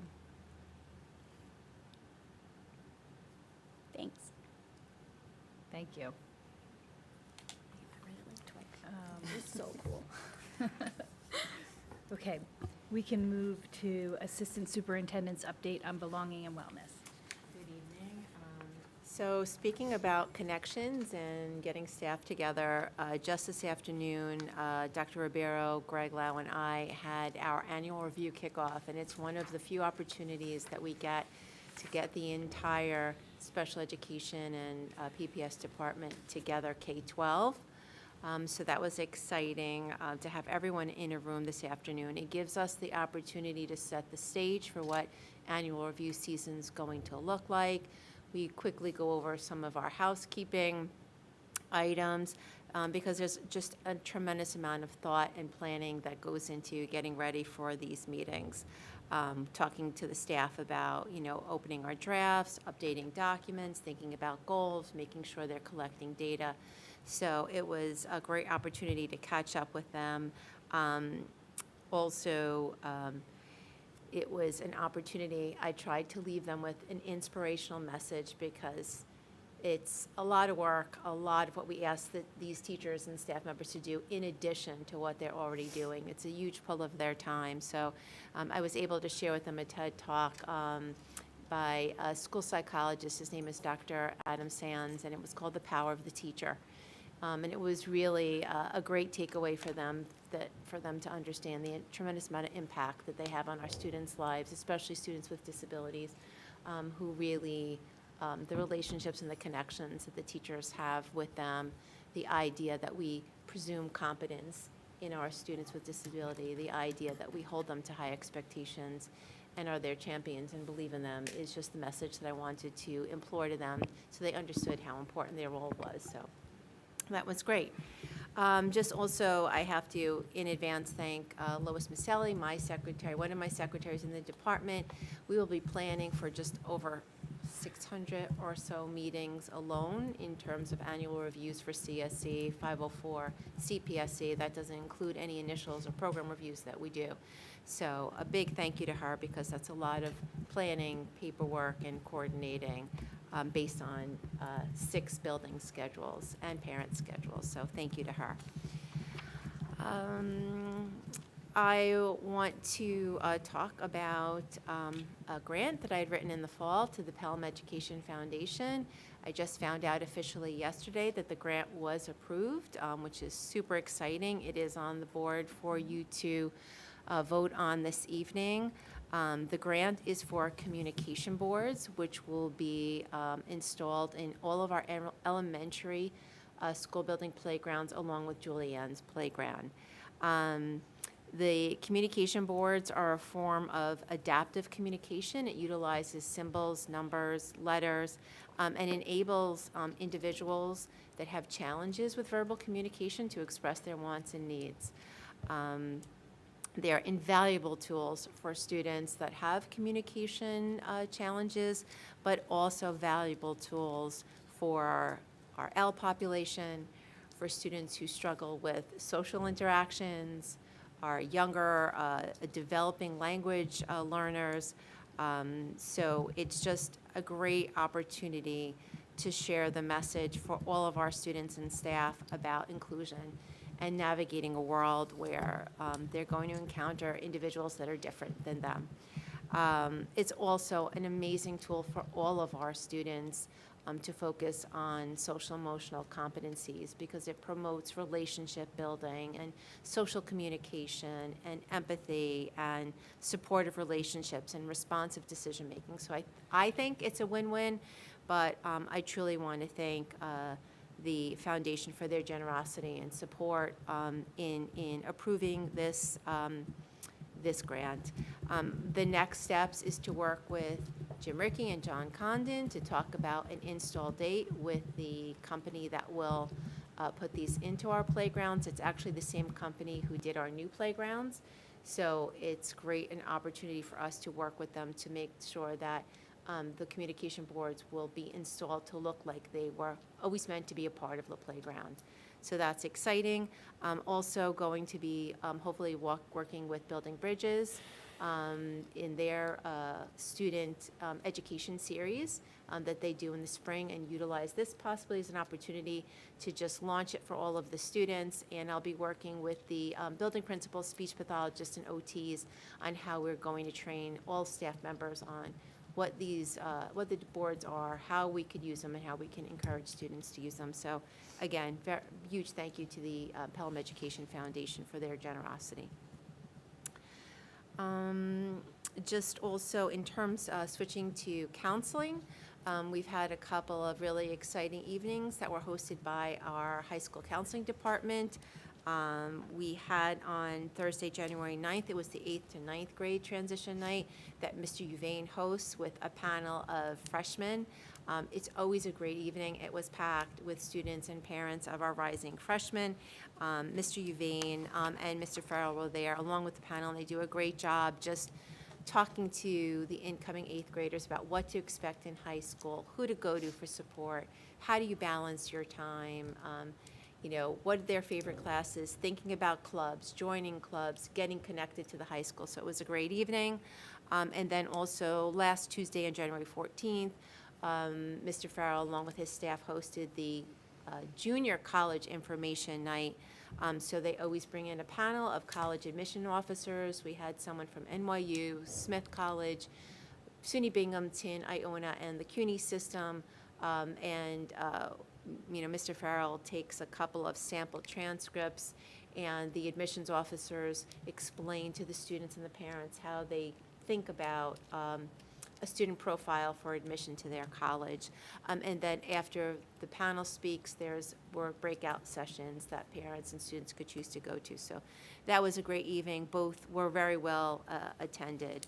Mr. Farrell, right now in the high school staff are planning on their junior meetings, so they'll be in the process of doing all of that with parents and students of juniors, talking about the college process, college courses for their senior year, and any questions related to that, as well as also Mr. Uvain pushing into the 8th grade classes to talk to the rising freshmen about how to pick courses for 9th grade. Also, Mr. Farrell works very closely, as in years past, with civics on the Career Speaker Series.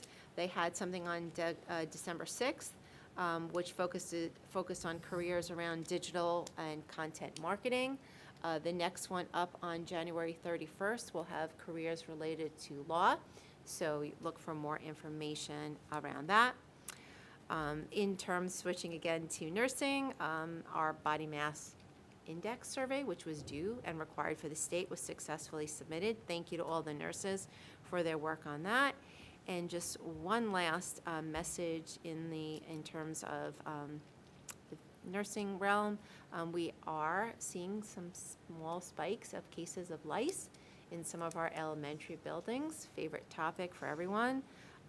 We know this is super difficult, distressing for families that have to deal with it, but just want to just reiterate what our policy is regarding this.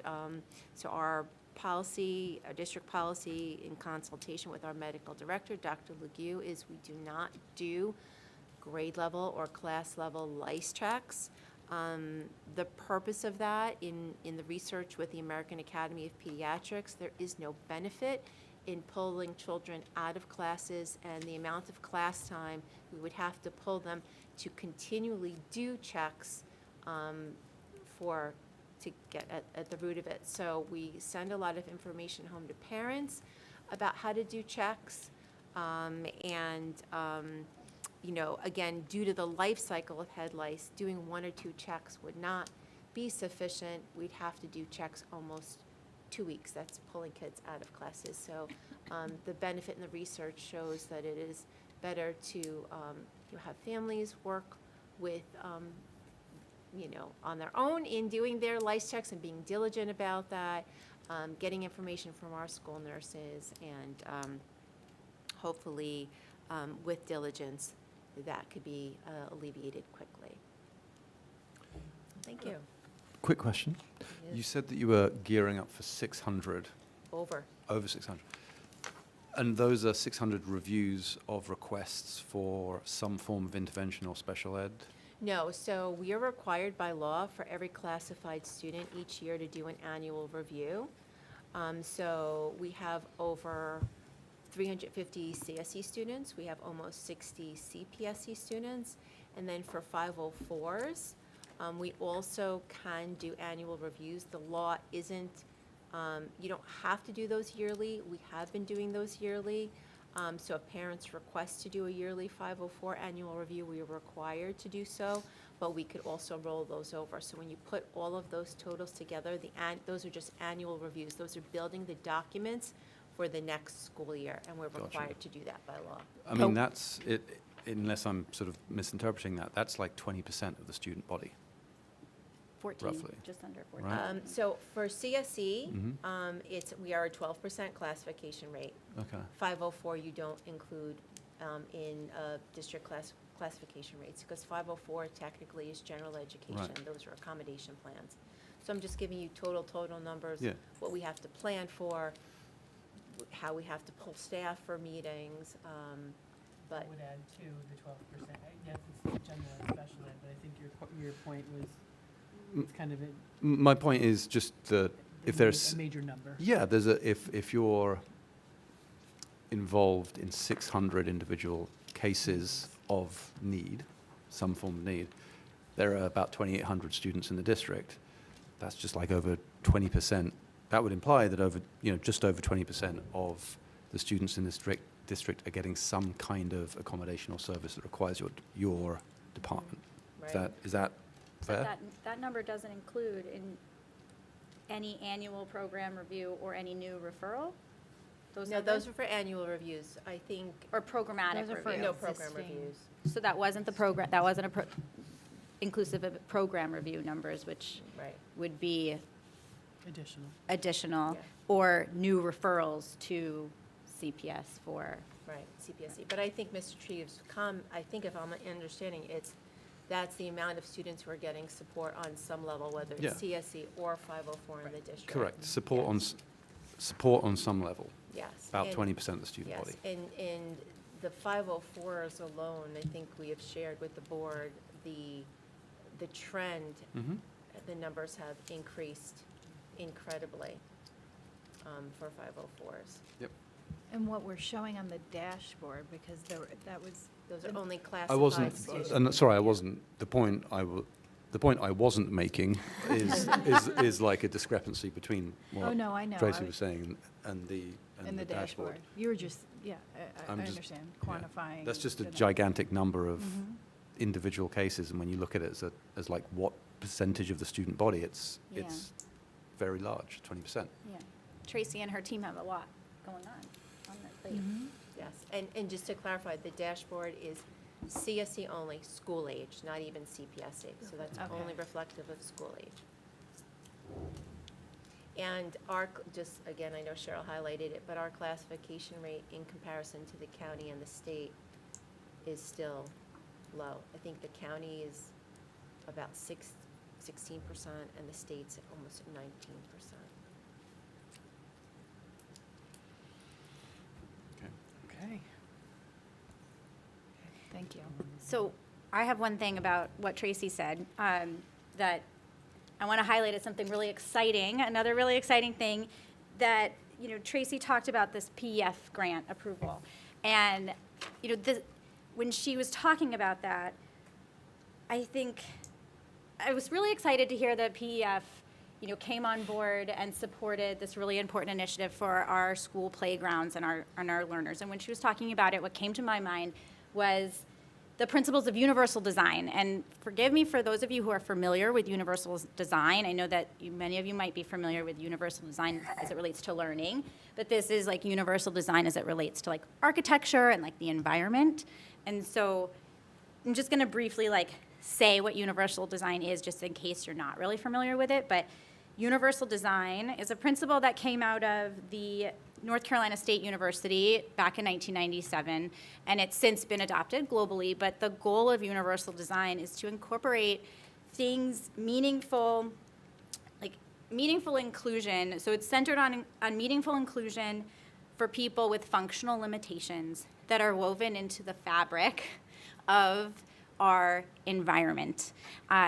So it allows people to use the environment who otherwise maybe couldn't, but because it's built in, it's not an individual accommodation, and it benefits everybody because everybody uses it. And so these communication boards are very much so a element of universal design, and it's very much so aligned with the belonging and wellness elements of our strategic plan.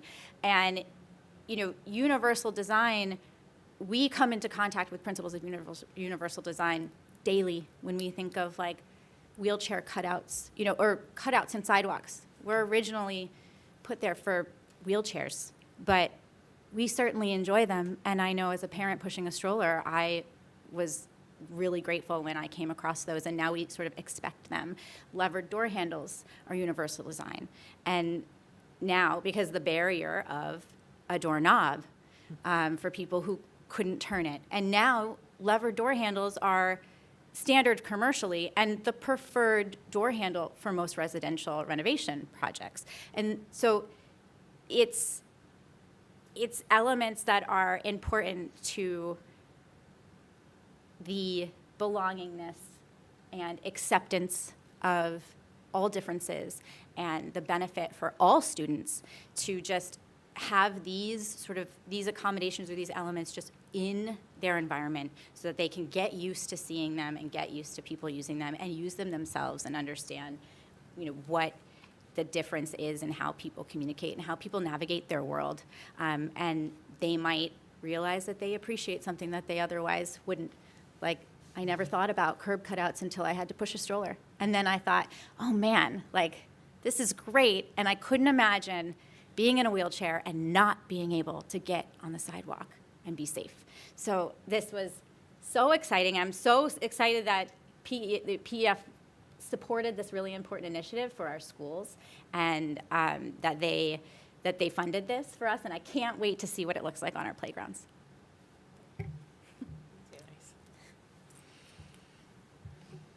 Thank you. Okay, any additional comments or questions for Tracy? Okay, we can move to Executive Director's update on human resources and leadership. Good evening, everyone. So in December, we talked about all of the retirements that are coming up, and so in an effort to attract a diverse and really talented pool of candidates, we've actually started the recruitment process already, especially at the secondary level where certifications are really tailored to the coursework that is the teachers teach. So we've already posted on OLAS, which is sort of our New York State way of getting out the recruitment efforts across the entire state. The other thing we've started to do is also reach out to college and universities and post on their job boards and get the information out that way. And then this weekend in the New York Times, we will run the ad. And then in Ed Week, in a couple weeks, we'll also run an ad as well. So Ed Week will reach across the United States. So that's a way to capture people who maybe not in the tri-state area for some of these positions. And then obviously our OLAS is typically what New York State uses as our resource. So that has begun. We are going to be participating in some job fairs, but unfortunately they don't happen until mid to late March. And we are hoping to get a head start on some of these really hard to fill positions and start looking over resumes in February. So we're hoping to get in there quick and find some fantastic candidates. The other thing I just want to bring your attention to is you'll see later on in the agenda that we are proposing a new stipend based on student need, and I'm happy to answer any questions anyone may have about that, but we are finding a need for a toileting stipend. It's not a widespread need across all buildings on all levels, but it is something that is happening in a variety of our buildings, and we are looking for a way to incentivize that work for our folks. And that's it for me. Thank you. Okay, next we have Assistant Superintendent's update on facilities and sustainable learning environments, followed by facilities And all the discussion. committees. Thank you, yes. And all the committees. And I got a number, I've got my list of numbers here, so I'll try to go through our list here. Over the last week, we've been busy. We started off with some committee meetings over the last week to 8 days. On January the 14th, our safety committee met at Pelham Memorial High School. Some of the items that we talked about are the new implementation of our uniform contracting security. The early feedback has been that it has been a positive reception within the building. And we're building on that. Again, we're still looking to recruit people internally. So we ask that if anybody's interested, please reach out. We also talked a little bit about a debrief of the December 16th HVAC unit failure, where we had to do an early dismissal at the middle school, and kind of the steps that took place, the timing, the communication, and then our debrief and our after action of what we may look at differently should something like this happen before. There was another event that day, that the Abundant Life School in, I believe that was in Wisconsin. And certainly we don't have a full report on what happened in that school, but we talked about those, that incident as well. And as a safety team, we want to learn from all these incidents, these unfortunate incidents and terrible incidents that happen. We were also invited, and we invited our safety members and our board members, our Pelham and Pelham Manor Police Departments on Monday conducted active shooter training at our Hutchinson Elementary School. This is something that they do annually. They were kind enough to provide an opportunity for our safety committee and for our board members to observe that training. So we took an opportunity, and we saw a lot of professionalism with those two departments, and I think sometimes we think, wow, these are small villages, you never know, is this really something they need to train for it? I would have to say, as someone who observed it, very impressed by the professionalism, the training, and the discipline, and again, the seriousness with which these officers were conducting their training on Monday. And it's they do the training, we share our building with them, because it's the benefit of the community, and this is something that could happen anywhere, really. I mean, they're saying they practice in a school, but there's other buildings where these instances and these tactics and trainings are very helpful for these officers. So I think we're fortunate to be able to provide that facility in our building for our local community. That was on Tuesday of last week. On Wednesday, we had a facilities committee meeting. There were really two items on that committee's agenda. The first was about this building, the middle school HVAC unit update, just to kind of bring everybody's recollection back. 2 budget years, we passed in the budget $2 million to replace the playground at Colonial School. And then we figured about $1.75 million for the replacement of 5 rooftop units at the middle school. We were able to replace the Colonial Elementary School's playgrounds. If you see, they turned out beautifully. We went into design and got approvals from the state for the unit replacements in October. At that point in time, we went back to a contractor that was on state bid, asked them for updated bid numbers so that we can move forward with the replacements, hopefully for this summer. What we learned, regretfully, was that their price increased about more than 40% in 1 year's time, from the $1.6 million that we had from January of 2024 to the number they provided to us in December. So we've done a little bit of work. We've reached out to 2 other vendors to see if we can find more competitive pricing. We've also looked at other alternatives to see what we could do to move forward, because we know these units, they need to be replaced, or they need serious work. So one of the things is, one of the vendors, the vendor who we were initially working with, proposed replacing 4 of the 5 units and rehabilitating the 1 unit that would not be replaced. And that's one that has quite a number of new components. So it would basically be a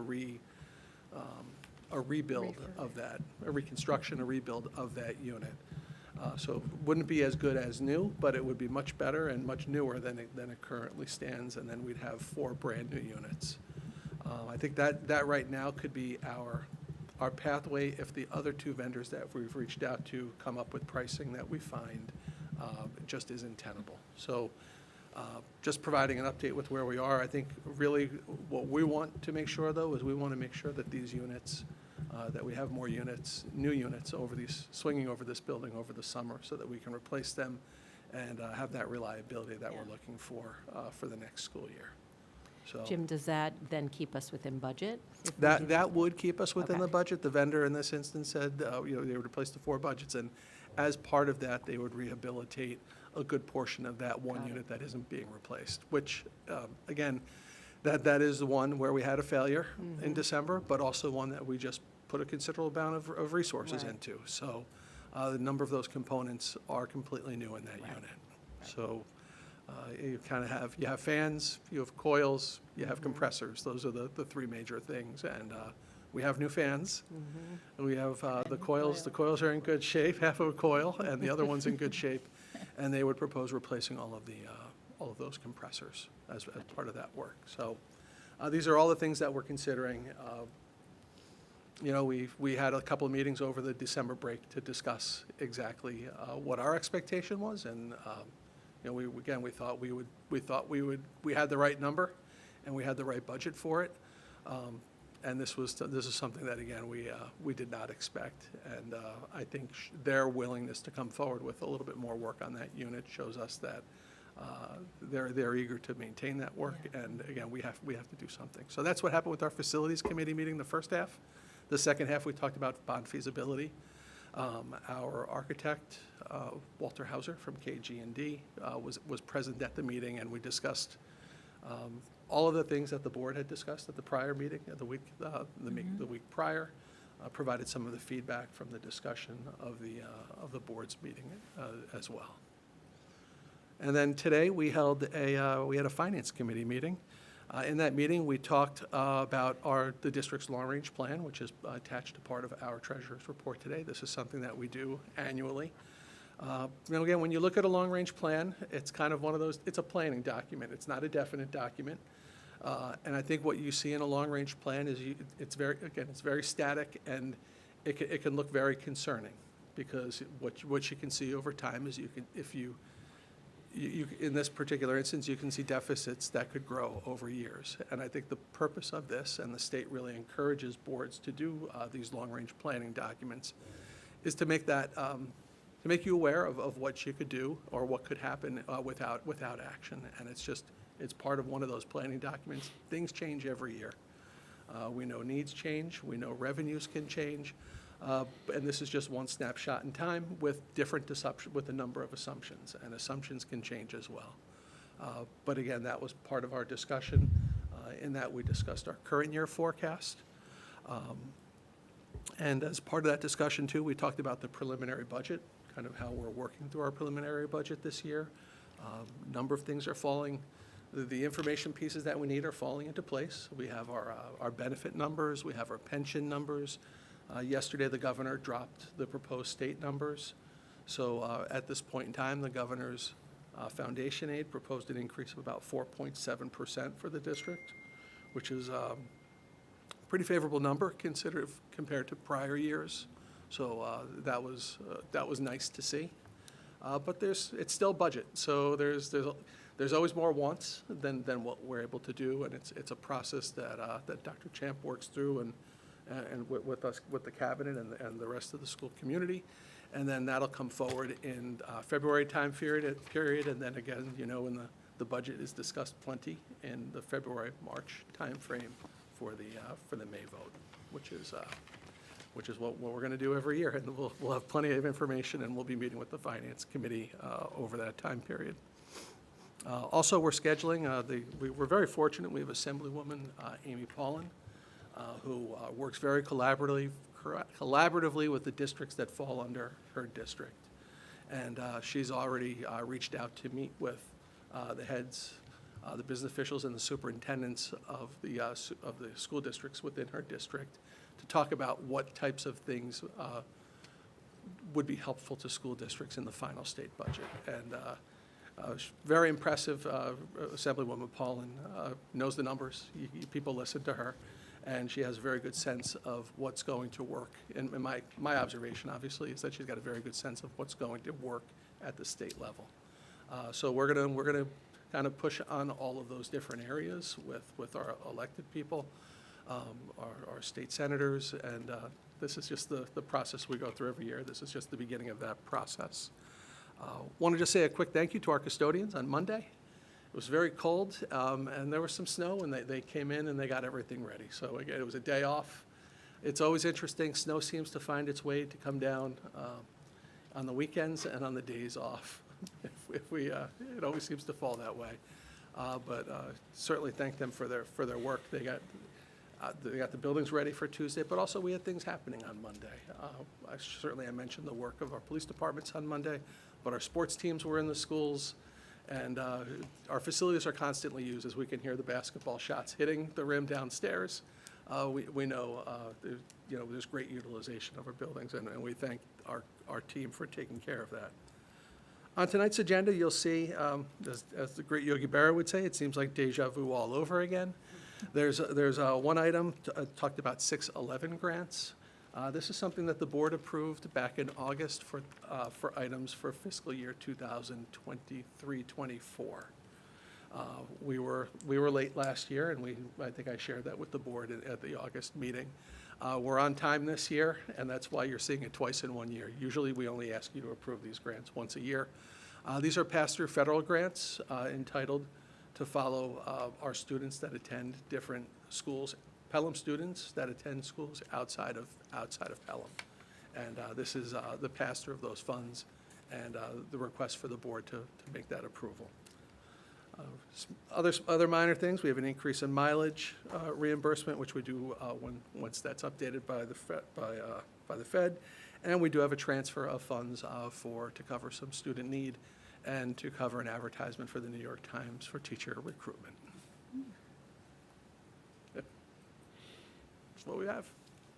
Thank you. Thank you. Thank you. So with that, we want to transition into a little bit more about facilities. Yeah, take a drink. So a couple different items tonight. Obviously, we do not have the architects here tonight, but they are planning to be in attendance at next week's meeting. We are adding a work session next week right here at 7 o'clock, specifically for the purpose of an update on facilities from the architects. So since they did not have updated renderings, we've been providing a lot of feedback to them. They wanted to come back with updated renderings. So that's what we told them, let's wait until we have that really ready to go. So we'll be talking more about that specifically next week. But we do have several items related to the facilities projects that I did want to raise to us tonight. In the packets that we gave you, a couple things. First off, I think you should have a bond engagement plan. Yes. If we can maybe start with that. I just wanted to run through this again with the board, and also we're going to be sharing a lot of this with the community. As you saw today, we did launch some advertising about a couple info sessions that are coming up. So I just wanted to talk through a couple items with you. In general, we're going to obviously be sharing using our board meetings and then the following wrap-up sessions to communicate ongoing conversations to the community about the work on proposed bond projects, holding community events. We've got 3 coming up very soon, one at the high school, one virtual, and one at Siwanoy, so that we can start to educate the community more thoroughly on where we are with the discussions, even though final decisions have not yet been made. It's an opportunity to get feedback from the community on what they value, concerns, questions, things that need clarification. So we're looking forward to that. The architects will be at each of those info sessions. So I will be there, Jim will be there as well. So, and Mr. Johnson's going to be at the Siwanoy event. So we're hoping to provide more information and get some refinement of thinking around those. And we do eventually plan to send a winter focus to the broader community with more information as we go forward. Those info sessions I was talking about the first week in February. So on Monday the 3rd, we'll be at the high school at 7 o'clock in the cafeteria C. And then we'll do a virtual one. The link will be forwarded via email, 7 o'clock. And then that's the 5th. And then on the 6th, we'll be at Siwanoy. And with that one, we're doing what we did back in the prior bond work, where we recognize that not all the neighbors who will be most directly impacted by these construction projects, especially thinking of Siwanoy, not all of them are school parents that are connected to our school email. So we've identified the radius around the building, and we will be hard mailing invitations to those neighbors. So for any of our info sessions about Siwanoy specifically, and then as we get further into projects, and construction, we use that strategy with Hutchinson. We found it very effective for the immediate neighbors who are most impacted by any of these decisions. So as far as board meeting updates, I just wanted to highlight a couple of these. Tonight, obviously, we're talking about some things as part of this discussion. Next week, we're going to have a work session added to the calendar for this purpose. The 26th is prior scheduled board meetings, so we'll bring you updates from any of those sessions that we've had between now and February 26th. I've asked the board to consider a special meeting on the 3rd, another work session, for us with a goal of coming up with a draft scope at that point. So that really is decision-making. What do we want to then put forward to the community? At that point, we'll likely plan another round of, going out to the PTAs, but a really important event that we plan following that is a World Cafe. It's a model that we've used the last couple of years to get some important conversational, qualitative feedback from the community. So we would set that up for March 11th. And that would be, I would lead that facility. Again, we could have the architects there. We would be there to help facilitate conversation. And the goal would be to get feedback on the draft scope to help the board refine that. Within this, we'll also be launching a survey to the community to help assess where their priorities are and what projects seem most important to resonate with the community. We have a regular board meeting scheduled for the 12th. One change from what I communicated to the board over the weekend, and we're going to be verifying this tomorrow. Valerie, our district clerk, has been working with the business office and with our district or our council on what are the dates for legal notification of anything related to the May vote. So we've got the budget. There will be board elections. We're also hoping to, if we can stay on track, and if we feel the community is sufficiently educated and we're at a decision-making point, we're also hoping to put forward this bond vote at the May budget vote. But there are regulatory timelines for legal notification. So we're meeting tomorrow with the attorneys, with Valerie and Allison from Jim's office, and Jim and I and Alex, to really backtrack to those deadlines and see is it realistic for us to meet those deadlines. With our current plan to approve those on March 26th, there is literally no room for error. And we're not feeling super comfortable about that. So we're going to talk tomorrow to see if we can at least buy ourselves an additional week to have more time to make sure that those regulatory pieces can be made. So we may be then we're likely to be asking the board to come back and add in a special meeting on the 19th of March. So I'm Okay. sorry, I didn't mean to surprise you on that one, but this literally just came together this afternoon. Okay. If that date doesn't work, we can look at something else, but that's what we're going to verify tomorrow with them is what is the drop dead date, and then how do we make sure that we give ourselves a little bit of flexibility, because some of this has to be designed, it has to be proofread by legal, by bond counsel. We're going to have it translated and get it to whatever the board approved. There's just a lot of pieces of the puzzle. So we're trying to buy ourselves a little bit of time. So you can let me know if that date will work. We originally were looking at the 26th, but we're again trying to gain that. So I think those are the board meeting milestones that we have coming up. In addition, I've set up a meeting with the Siwanoy faculty, staff and faculty to get a better understanding of their building, given that's one of the biggest projects that we're contemplating. I'll be attending a faculty meeting for middle school, high school on the 12th to talk to their faculty, bring them up to speed, and to hear from them. And right now, still just setting up a meeting with the architect to meet again with our secondary administrative team to better understand the needs around science labs, classroom spaces, building utilization, and of course, want to get some student input in there as well. So setting those things up. So my question to you, I guess, really is the 19th viable for a meeting? Can we at least get a quorum with the board there? And then also, are there any other pieces or questions you have, thoughts about an engagement process? And we have, of course, a community engagement and advocacy committee on Friday with our committee. But just wanted to see if there's any other thoughts from the board about things you'd like to see, missing pieces, anything So like that. in summary, 3 sessions with the architect. So in summary, for people who want to have the opportunity to express themselves or ask questions, there's February 3rd, 5th, and 6th info sessions with the architect, and then there's 1, 2, 3, 4, 5, 6-ish board meetings that includes a World Cafe event Yep, and a survey. and a survey. Yeah, the So survey's there's a lot here. It's on this piece of paper that we're looking at. Yes. Hopefully Alex can put a Yes. bit of graphical design love on this Yes. and The info publish sessions this. went out today with the Okay. graphical design, so I think we're Yes. going to pace out Okay. all those other pieces as reminders. Okay.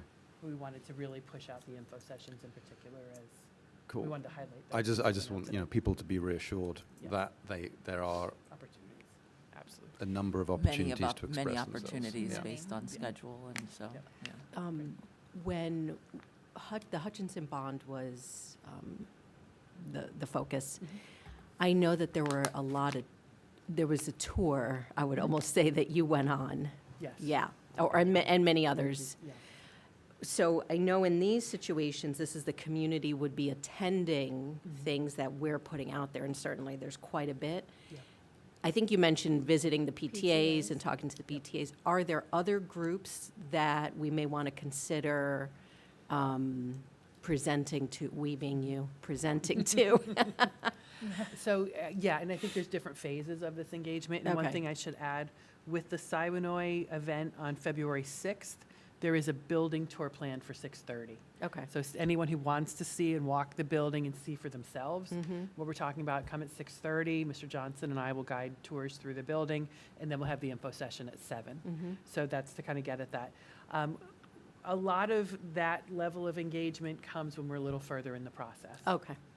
So- Kind of like when you're bringing the budget around Correct. to. You're informing the And- Yeah, like community once about we know everything in there. more where the scope is and what we're Yeah. doing, Yeah. that's when we'll, okay. I think And- I'm sorry. Oh, no, I was just going to say, and I'm assuming we have that list from before where we can almost sort of, instead of reinventing the wheel, review it, look at it, kind of engage and think like, are we missing anybody this year? You know, like this time around. Yes. Sorry, well, go ahead. Random idea. I've always found like seeing these buildings in person obviously incredibly informative and valuable for forming an opinion. And the World Cafe, Cafeteria C, which one's Cafeteria C? The big in this one. building? Would it be worth holding that in Siwanoy, in the gym? Could you do that? Our February 6th session is at Siwanoy in the gym. Mm. We were trying to kind of, I guess we could, I don't know if it's as big as Cafeteria C. I don't know. Yeah. I'd have to look at it. It could be considered, yeah. Just an idea. And because you could potentially include a tour prior to that. Yes. If the World Cafe is at 7 p.m., you could do a tour, a walk around at 6:30 to 7. Same thing, right. Okay. Let's So take a look at Will, that. Mhm. Yeah, I was thinking the same thing, like, a lot of things we say, people don't necessarily see the impact until they go through and see the classroom sizes at Sawanoy, or, take a look at the boilers, the windows, kind of get a feel what it's The like pole to in be the middle there. of the kindergarten classroom? Right. Yeah. And I know it was great. Yeah. It was Video great tour. when at the Hutchison Bond, when people actually went there and saw the school.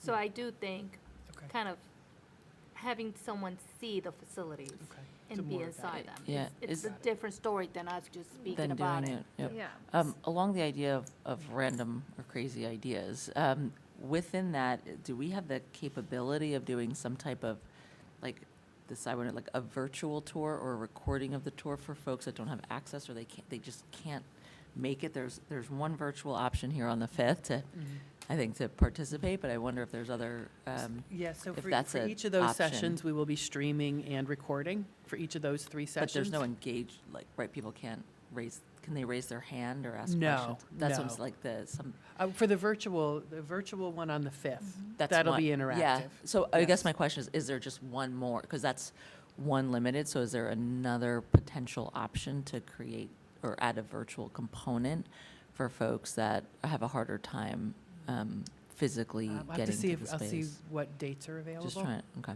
I think it's logistically too challenging to try to tie that into the 2 in-person events. Yeah, It's Okay. just, yeah, no, I it's understand just that, too much. okay. but I'll have to take a look at the calendar and see if there's additional dates available. Because part of this was trying to get as much opportunity for some of the feedback in before we got to initial decision Yeah, no, points. exactly, And I think yeah. that we're trying to also balance with all the other events going on at the schools, Yeah, it's fine. how to keyhole into the space that's left. But Okay. we can take a look and see if there's an Okay. opportunity for second Just a virtual. thought, yeah, just a. One of the things that we did at last time too, which again, we definitely would think about doing further down the process, is a video tour of Yeah, that's- Siwanoy that that's we right. could just post. Great, yeah, I was that's, just going to say that, Yeah. yeah. So that's what I was, yeah, that was my other, yeah. obviously, Siwanoy is the biggest proposed project, but are there other things worthwhile for people to see and tour? Oh, Like probably. the science labs, or, Yeah. you know? I'm sure, yeah, Yeah. yes, Okay. yeah. It can all be done. It just So, takes time. For the whole month in board, March. are we, could we agree, does the 19 work? I just want to Yeah, make thank sure we you, put thank this you. on the books. Yeah. If it works, if it doesn't work, Do we just just raise our hand if it works for? Yeah, that would be helpful if we get at least a quorum. 1, 2, 3, okay. Hang on, let me Sid is check. checking Let me his sec. calendar. Okay. Checking the calendar. Yep. 2 seconds, 2 seconds. This is not a vote, this is just an indication of your availability. Yeah, exactly. All right, yeah, thumbs up. There you go. We have a board coffee that morning. Are you thinking 7 o'clock? Yeah, we could do a 7 o'clock work session. Yeah, and the hope would be that by that point in time, we have enough we've done a draft scope decision, we've gotten feedback, we've had the opportunity to discuss the feedback, take that into account, give any last guidance to the architects, and then ideally would just be coming in and voting on the final scope. So it could be a very limited, hopefully very brief meeting. But we'll see. Okay, thank you for the feedback, and we will go ahead with the 19th. We'll add that to the calendar, and we'll move forward there. Thank you for putting this together. You're welcome, and thanks to Alex Wolf. Thanks, Work Alex. too. Jim, in this calendar, you don't have to answer now, but in this sort of calendar of events and discussions, do you know at what point do you think we'll have some indication of like tax impact? Because the numbers that the architects have provided are just like raw numbers, and they don't include any kind of financial engineering in terms of like bonds rolling on, off, borrowing rolling off, bonds rolling on. It doesn't include any sort of assumptions around state aid. And I think it's going to be important at some point to give visibility into, all right, so Right, there are the these real big scary price. numbers here for these different options, but what does that actually mean in terms of individuals' tax impact? So when during this kind of order of operations do you think we'll be able to provide something indicative, even if it's not like, to the dollar? I appreciate that, because I don't think, it'll be difficult to get exactly to the dollar, but what we do is we'll reach out to our financial advisor to get an understanding exactly what we can expect, how long we could bond for certain things, depending on if it's a renovation or an addition, so our term. And then we'll get an understanding of what kind of aid we can expect on different buildings. Say Siwanoy, we may get a different level of aid versus here at the high school, middle school campus. As the numbers are refined, and we see the numbers, the architects continues to refine those numbers and the projects become refined, we're going to be able to do that. And I think we're getting very close to being able to reach out and say, let's get that model together. Let's spin it up and see where we are. We have an idea of what our assessment looks like. We know kind of what the tax cap model looks like this year and what a percent on the tax rate would be. And I think we're getting close to that point. We're able to provide that in the near future. Would it be fair to say then that by the World Cafe, you feel comfortable or confident to say that we I should think have that's something? I think that's a fair noting target down, date, but like, yes, as absolutely. far as that. Yeah, I think that's a more than a fair target date. And in addition, I think we need to be clear on what the timing looks like. It's not that we would go at, Staging of projects. yes, point. the staging of the projects, how, when the impact of Well, the like, cost yeah, will hit. 'cause Yeah, like, if the project doesn't start in 2 years, you might vote now for an impact in 3 in years. 3 years. So I think that is That's right. also, within that, I think that will be really helpful for folks to kind of have an understanding of what the impact is and when that can kind of roll When you're gonna- out. when Yeah, you're gonna exactly. feel it It or might see start it. out really Yeah. slow and then ramp up in year 4, like You mean just from the a general- financial perspective? Yes. I mean, I think that's useful for people to know Yeah. from if you've got kids in one of the Just a build- buildings, yeah, students in yeah. one of the Yeah. buildings being Project perspective. affected, you'd like to know, what does the disruption look like for my kids? This has come up. I don't know what the answer is. And so the sooner we can give people a sense of timing on that. Yeah, I think for people, it might feel like it's happening now, but I think Yeah. helping to frame that to like, Yeah. this is happening in 3 years, or this is, and we need to make decisions I now. agree. I mean, Yeah, and I think this is one of the challenges of the point that we're at. As Jim said, we're getting close. It's almost, we're getting to that a little bit of a chicken-egg point. Yeah. We're going to Yes. have to likely make make some some decisions. initial Make some decisions in order to decisions to get get the to that. funding answers and then to think about the staging Yep. of that. Because as we talked about with the board, we know that we've got a $10 million drop-off, or we have a drop-off in debt that gives us a $10 million tax neutral opportunity. And then a couple years later, a $55 million tax neutral opportunity. Those can help us, the ability to keyhole into those can Right. help us to mitigate the tax impact, right. Exactly. knowing that there's going to be additive on top of that. But then we've got to work with the architects to figure out, okay, what does a 10 million project starting point look like? Yeah. And, some things are going to be faster from vote to implementation. Major projects are going to be more design, larger approvals, longer time frame to keyhole in. So yeah, once we get a little bit closer, you're right, we need all those answers to Yeah, make it's before just even final top decisions are line to made. give folks, Yep. because I know there Absolutely. might be a little bit of a moving target, but Absolutely, and Dr. Champ really touched on that. I think the board understands that too, and we'll try to, again, part of this is also to share all of that information. We want visibility and predictability as best we can provide that. Yeah, yeah. Okay, to that point, so moving in this conversation, I did share with the board a Google Doc for you, I didn't give you a copy of this, but a Google Doc for you to put questions on. So I already started writing down some of these questions as we were talking, and I think that was part of what I wanted to do tonight, is to start to really catalog those questions that the board has, so that we can go out from here tonight. Jim and I can go out and give these to the architects, reach out to bond counsel, reach out to Rick Gansey from CMA, and start to answer, get whatever information we can, especially with the architects coming next week. If there's anything that they can start to answer towards staging, timing, scope, et cetera, the more they can give us, the better. So I'm going to start, we're going to work on adding to this tonight through the discussion, but you have access in case you think of questions after the fact. So the more questions we have in advance, the better prepared they can be. So another item that I shared with the board in your packet was an email that we just got today from the architects, which was an update to the presentation from January 8th. I paired that with just the relevant slides from the presentation, so you'd know what that was in reference to. So I will, some read portions of it, just to share with folks in the audience and with the board. So we had asked the architects to go back after last time and to start looking, what were those areas where there might be duplication of costs? So sharpen the pencil and see anywhere that there was duplication, so we can try to get a more refined, accurate cost. So what they went back, there is a typo on here. They went back and looked again at Siwanoy's option B is the first one and option C is the second one. That's where the typo is. It says option B twice, but it's meant to be option C. B and C. Right, so we asked them to look further into those two options because they were the more comprehensive solutions for the buildings. So looking at option B, which is basically keeping the current footprint of the building and adding an expansion out back towards the playground area. And there, the second page is the following pages were the comparisons of what they had originally presented with us as far as infrastructure work, air conditioning costs, and overall building costs.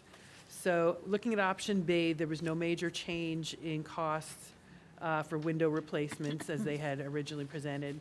No major change in boiler replacement costs. No change in upgrading to the hot water hydronic system.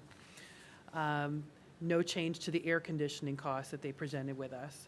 But the air conditioning with the dual temp hydronic, and Jim, correct me if I'm wrong, is that the geothermal? That's just hot water. No, that's just the addition.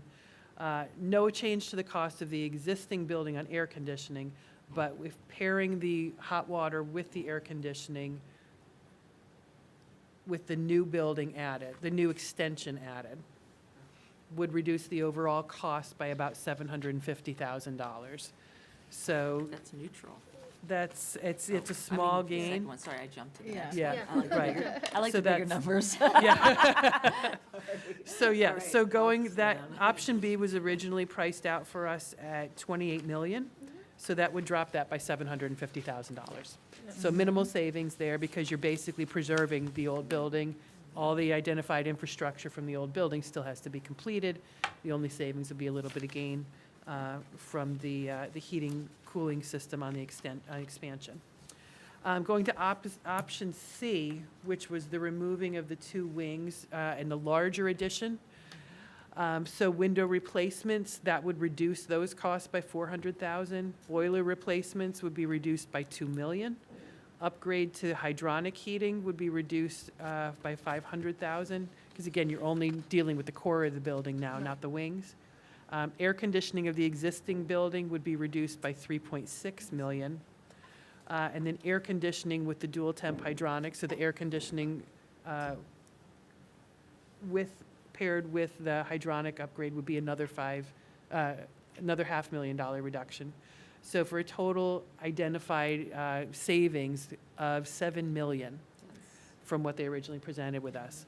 So that means their original option C cost, estimated cost of $35.5 million would be reduced by $7 million.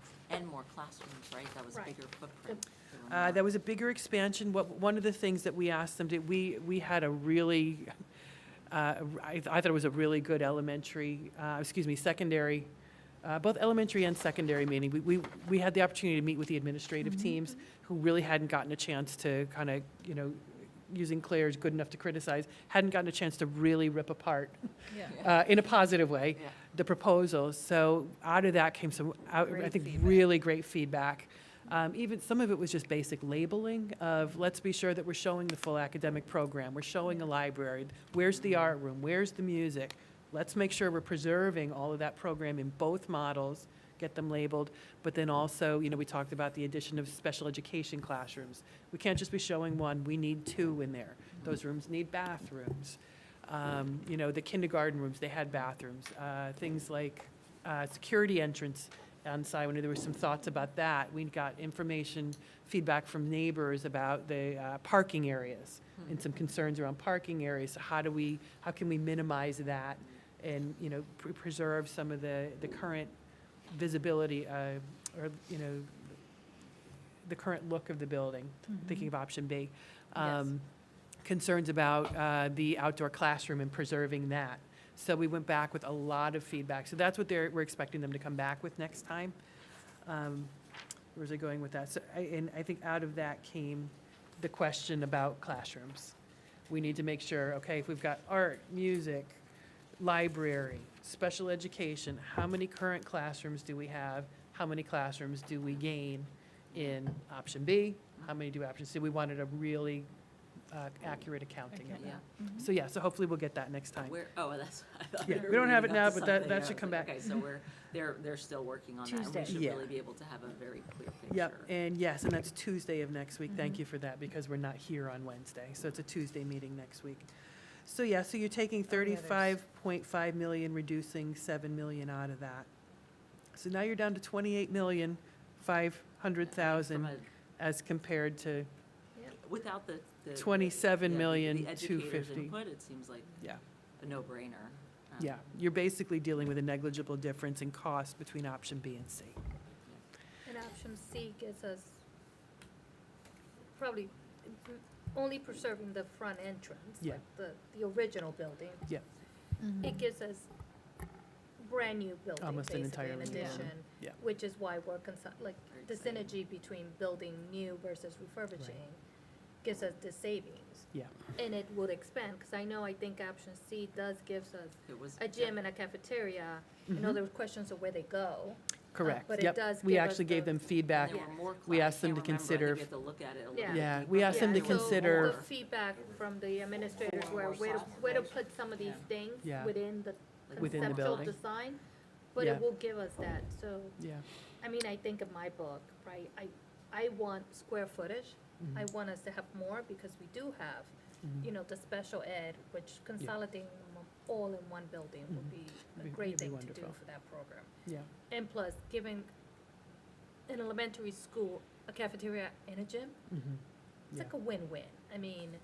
Yeah. Kurosawa, I know it does cafeteria, gym, do everything. and, I guess, And like an auditorium, auditorium. Yeah. all in one space. It's Yeah. a small place, it's Yeah. just all there, like, inadequate. it's just, Yeah. it's bad. And one of the things we did ask them to reverse the position of the gym and the cafeteria on option C. Again, trying to think about neighbor perspective. You know, the elevation of the front of the property is lower, so a gym's not going to feel as high on the front as it does on the back. And then if you have the cafeteria on the back, you could then flow, like at Hutchinson, they built the patio, you have the cafeteria, then you go out right from the cafeteria straight out onto the playground. So we asked them to do some relooking at that. So we're excited about some of the changes I think that we'll see coming back. When we were talking about the sort of with the reduction in cost, kind of C becomes like a, I don't know if I'm quoting you exactly, but like a no-brainer. I hear you from many angles, but I think that there are some people who have real attachment to the wings, to the existing building, and I fully agree. and I agree, I drove past it the other day. It is beautiful. The masonry is amazing. They don't build them like that anymore. And I just think even if those concerns don't win the day, and even if we do go to option C, I think we need to acknowledge those concerns, and we shouldn't dismiss them with a wave of the hand, because I think that people do have emotional attachments to buildings. You said that, I like your metaphor for the district being a sort of piece of fabric. You know, the physical buildings matter, you know, and what they look like, and people form kind of bonds with those by living in those communities. So I think we need to, even if, like I say, even if when at the end of the day in the final reckoning, we don't keep the existing building, I think we need to acknowledge the concerns of those people who feel uncomfortable with losing the existing structure. Yeah, and like validate those concerns, but also maybe spend a little time, maybe that is an actual group where it's like just also being able to really enroll them into what is possible, though, like, do you know, like, and really enrolling them into this decision in maybe like a more intentional way, where you know, they're you know, able to be a part of that as well. And that is a lot of the value of the community engagement sessions. Yeah. Because people do have very important perspectives to hear. And I know, I mean, thinking back to the Hutchinson days, that helped to inform some of what the outside landscaping looked like. And I know we're still, now that once spring comes, I think we're going to finally complete like the pocket park in the front.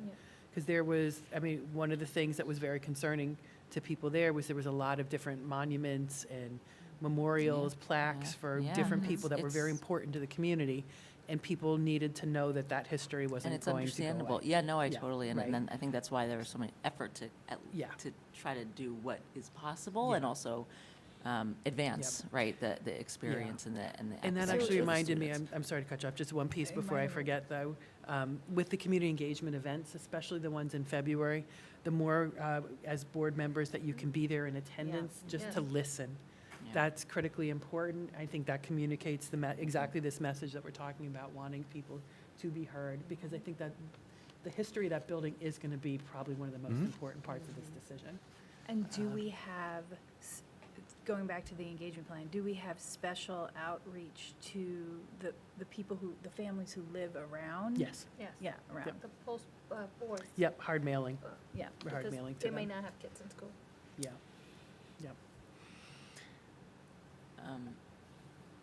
And I wonder too if we can just sort of zero in on sort of some of its design too, like what will be preserved in the design, the look, the feel. Yeah. New is new, but it could also, you know, like what the architects are planning on doing to really preserve that, you know, the aesthetic of it. I agree, and a good case study for that, was it Russ or Walter mentioned it in the last meeting, the addition to Prospect, I think was done with real sensitivity, and like, it's really well done, It's very well done. you know? So. Yeah. Okay. All right, so Thank you. great conversation, and I think really important issues. So keep that in mind when we get to the decision analysis in a little bit. Just a couple more updates from Walter. As far as Pelham Memorial High School, they went back and took a look at the air conditioning, hot water upgrades to see if there was overlapping costs there, and thankfully they did find some. So they're forecasting a $6 million reduction in the costs for air conditioning. So that, at the high school specifically. So that is the last page in what I gave you. So from 23.5 down to, what would that be, 17.5 to fully air-conditioned high school. It's math on, Dr. Champ, mental math on the spot. Do they say where that savings will go from the, I see what the savings could happen at Salvador. Where would the savings come from for the, like, the high school? I think it was just overlapping costs. If they view, by viewing hydronic upgrades separate from the installation of Oh, air the AC? conditioning, Okay. there was some duplication. Okay. Yep, so $6 million worth of duplication. That, we thought that was, I mean, we knew that there was Because gonna would be if some. we choose one versus the other, but if you choose AC center, you have to do the hydronic. Yeah, you have to Yeah. do the hydronic to really be Right, to positioned really do for, full AC. for the full AC. So, yeah, the hydronic cost would remain the same if you only did the hydronic. But if you're adding the AC on top of it, then that combined total I could guess reduce because all the pipes 6 have already million been from what. laid in. Yeah, yeah, I'm sure that's where it comes from. We're still, I know that we were still looking for more information on grant potential for consideration of geothermal upgrades. So I think that's a question that we can add to the sheet. Any more information on grant funding, or grant, or that was grant or reimbursement? And here's another question. I know we can't do geothermal in the Pelham Middle School, but because we're one campus, I guess the systems that we have just don't lend Yeah, themselves to that. yeah, because and that's we're- that was another piece that came back from Walter, because we did ask the ability to, could we tie, if it is more sustainable and cost-effective to run geothermal, could we tie the middle school system into it? And we're just spending 2 million, well, we spent 2 million on trying to a get the units up. Yes. Okay. So basically, that was because of the current systems in the middle school. The current systems don't lend themselves for conversion, and the integration of geothermal would be complicated and costly, was their assessment of that question. I think that, yeah, those were basically the updates across from last time. Good So, updates. Yeah, the numbers moved in the right direction, for sure. Yeah, so with that, the other piece of what I'd hoped tonight is for us to spend a little bit of time, I know it is getting late, but this decision analysis process, and I think you can kind of see, even as we're talking through some of these processes, some things may just kind of be dropping off the plate as priority surface. But this was the last of the handouts, and I did punch holes in case you wanted to put them in your binder. Thank you. Brought my binder tonight. But with this, the way this process works, and I know in our board retreat, we talked about this, is a decision-making process just to help define what are the criteria by which we're going to make this decision, so they get clear on those, and then we don't get into emotional debates and things. We really try to stick with the facts, stick with clear criteria. Some things are going to be very objective, yes, no, it is or it isn't, it has it or it doesn't. So one example, so looking at the sheet that we've developed, and these are just my suggested draft priorities. Board can absolutely change, add, delete, however you want to go. But any criteria, any project that we look at one criteria that, as a must, needs to meet or exceed accessibility requirements. So something like air conditioning, I mean, that's probably an irrelevant criteria because air conditioning is air conditioning. It's not going to change the ADA accessibility of our buildings. But something like any work at Siwanoy, we're not going to do a project there. I'm making some assumptions, but yes or no. We're not going to do a project there that does not address the accessibility issues. So Right. if we were considering an option that didn't do that, that would be a no. So that option would be off the table because it's not meeting our criteria. Something like, I'm trying to give you some examples of where there's like some black and white, but other areas where there might be some judgment calls. So I'll use the lower one. And this is part of the process, is also defining to make sure that we're understanding the criteria similarly. So providing suitable programmatic space for current programs and ensures flexibility for program needs and growth. There's a lot there. That's not a hard and fast thing. That's kind of what do we have now? What does the space that we're considering, let's, for the sake of argument, use option B, option C for Siwanoy.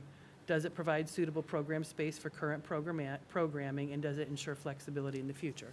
So we'd have to look at what are the classroom spaces, what are the small group instruction spaces, what is this going to give us from a space perspective, and then which of these two options might better fit that criteria. And then you weigh one against the other. So it could be that option C might give us more space, more flexibility than maintaining option B, the current footprint with an expansion. Doesn't mean B is out and C is in, but what it means, based on that criteria, one of those options is better than the other. So what you're doing is you're weighing the options against each other, is one part of the process. And then the other part of the process is the weighted category. Not all criteria are probably the same weight or value in a decision. That's where, again, we also kind of, as a board, the ideal would be to come to consensus around which things are most important in a decision. Right. I'll use the example that we had in, we were trying to decide where our new special ed program for next year is going to go, because we have space issues and big programs are in different buildings. So one of the examples, I'm getting tired, so I'm going to forget my example. Shoot, what was it? Oh, I shouldn't have said that. What was it? You guys were in the meeting yesterday. It is getting too late. No help. All right, it's gone. It'll come back in probably just a moment. But so it's finding examples. You compare one thing to, oh, I know what it is. There it is, busing. So in that kind of decision, we're looking at things like continuity of program, disruption to family, how do we keep kids in their home school and minimize that impact? But then the cost for busing was one of the criteria. That's a real thing. But that, as a group, we decided was not the main driver in the decision. So when you weight, on a score of 1 out of 10, what's most important is going to get a 10. But what's not as much important is going to get a lower score. So, the cost of busing, we might give it a 2 compared to, making sure, believing that, we want to have diversity, have special education programs in all schools. Might be the inclusion priority, might get the 10. Or the transition of families from one school to the other. So that's kind of where the weighting. So it's really, what are the criteria, how are they weighted, and then how do each of the options compare to one another against that criteria. So I think a good place to usually start is clarifying the criteria. So are they clear? What do they mean? Are there any questions? How do we, get a common understanding? We can tweak the language by any means there. And then I had a question, and I think you answered it, and I'm so sorry. I probably had also a brain fog as well with the answer. To think about how to, the improve safety conditions for students, what is that? I mean, can we talk a little bit about that? In my mind, it's okay, there's the vestibule, which is safety. Right. Just the baseline of safety, and then there's the improved safety, which would be oh, well, this would be great, but we have, some level of safety. So how do we, can you just talk to me about the definition and how we should be thinking about improved safety as a criteria versus? Yeah, well, I had a similar question, which is, when I think of some of our older buildings, they may be cramped and they may be awkward, they may be suboptimal, but are they unsafe? So I don't really know what safety means in this context. And this is exactly what the goal is to talk through the criteria so we can get clear on what it is. When I put that in there, my thought was around entrance security, so vestibules. Yeah. It could also speak to air quality, safety of air quality, but we see that in another item. Right. So, I would put that a little, I would think more safety of the vestibules, and I think back to the building conditions survey, and they had some suggestions for Siwanoy about, we do have kind of the double door entry at Siwanoy, but it could be improved. It's not accessible. So you're going to have to build, right now, the only accessible entries to the building, there are accessible entries to parts of the building, but they don't have a double door security. So if you're thinking about whether it's an expansion to the current footprint or a new footprint, you've got the opportunity to build a more secure security vestibule. So that's kind of where that safety piece came from. I don't think aside from that, I wouldn't call anything else a safety issue in the building. I think that's where I was, so maybe that one needs just a little more clarity on the language. And when the architect gave us the kind of buildings condition, you know, our buildings are old, but they're very well maintained. Correct. And they do And they're provide safety for the kids that are Right. here. Yep. so. Could you, maybe because it's late, can you go over this chart again, like as it, I'm not clear about, is it just me? It is late. Okay. What we're weighing, Yeah. are we weighing criteria? No, I'm. So, Or, yeah, so. like, I'll yeah, if go you could through just again. explain. I'll try to be more direct. So there's like 3 different phases to it. You're clarifying the criteria. Yes, To say, these are the things by which we want to make the decision. right.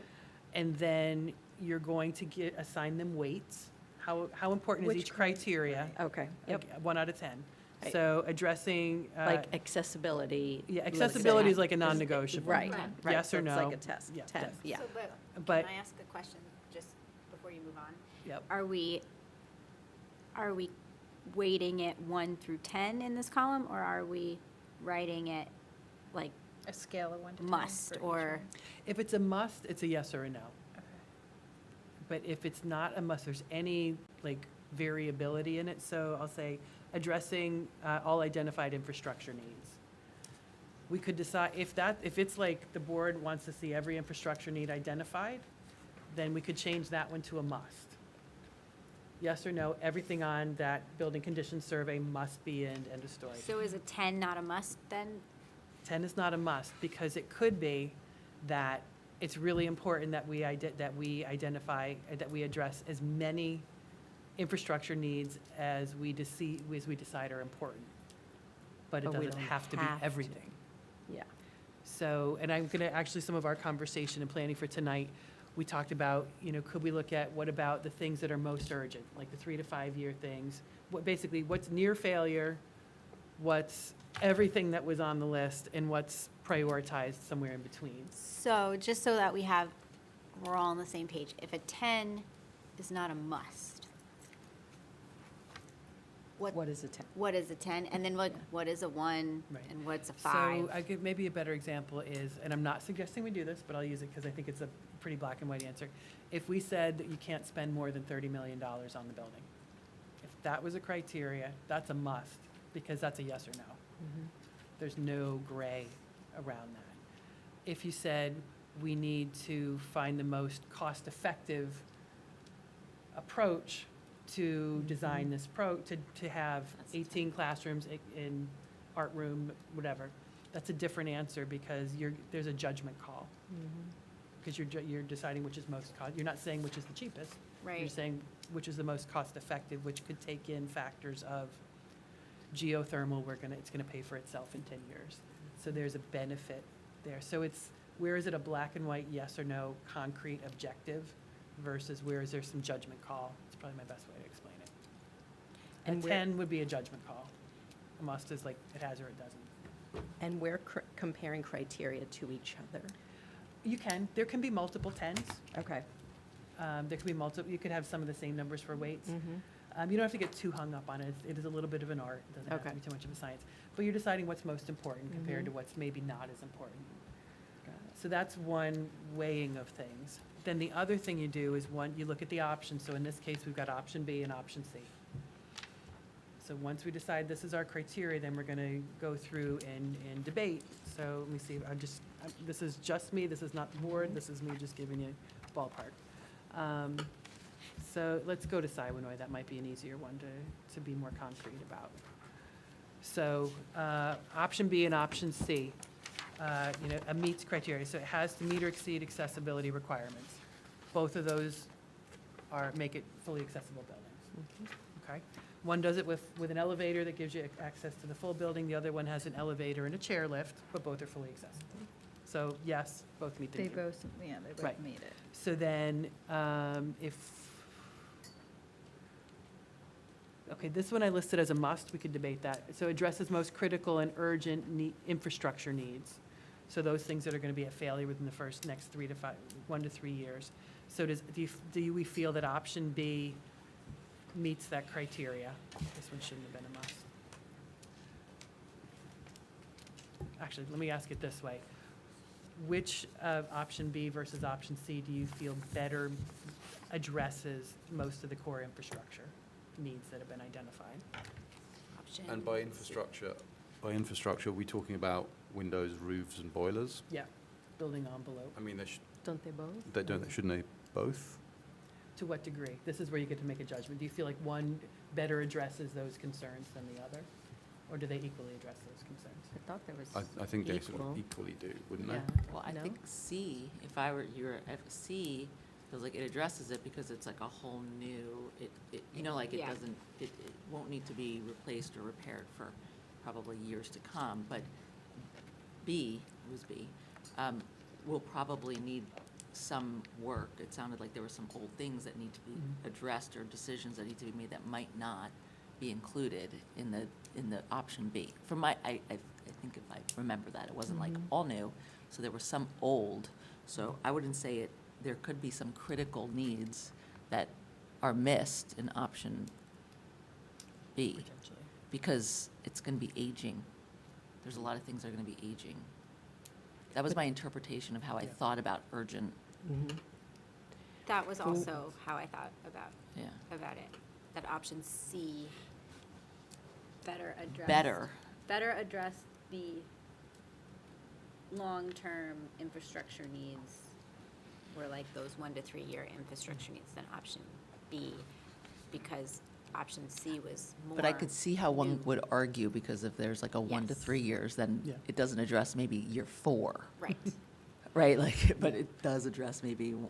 1 to 3 years. So you can, you know, if we were in a court of So- law, one could argue that. Right, so it this is, so equal. this is where, as a board, we'd need ideally come to consensus around, okay, if C is the best of the two options, we give it a 10, and then how does B compare? Yeah, Is it a 9, is it a 5? yeah, that makes sense. You know, in this Right. case, it is, you know, it's comprehensively addressing, you've got new versus renovated. Yeah. Mm-hmm. Okay. So then you'd give it a score for that criteria, then you go on to the next criteria. I'm just going to write it down for the sake of argument. Nobody is tied to this. I'm just doing it for the sake of the process. It's like No a decisions are practice. being made. It's practice. So another one, addresses all identified, actually, there's a duplicate. Oh, I see. I had separated out with most critical.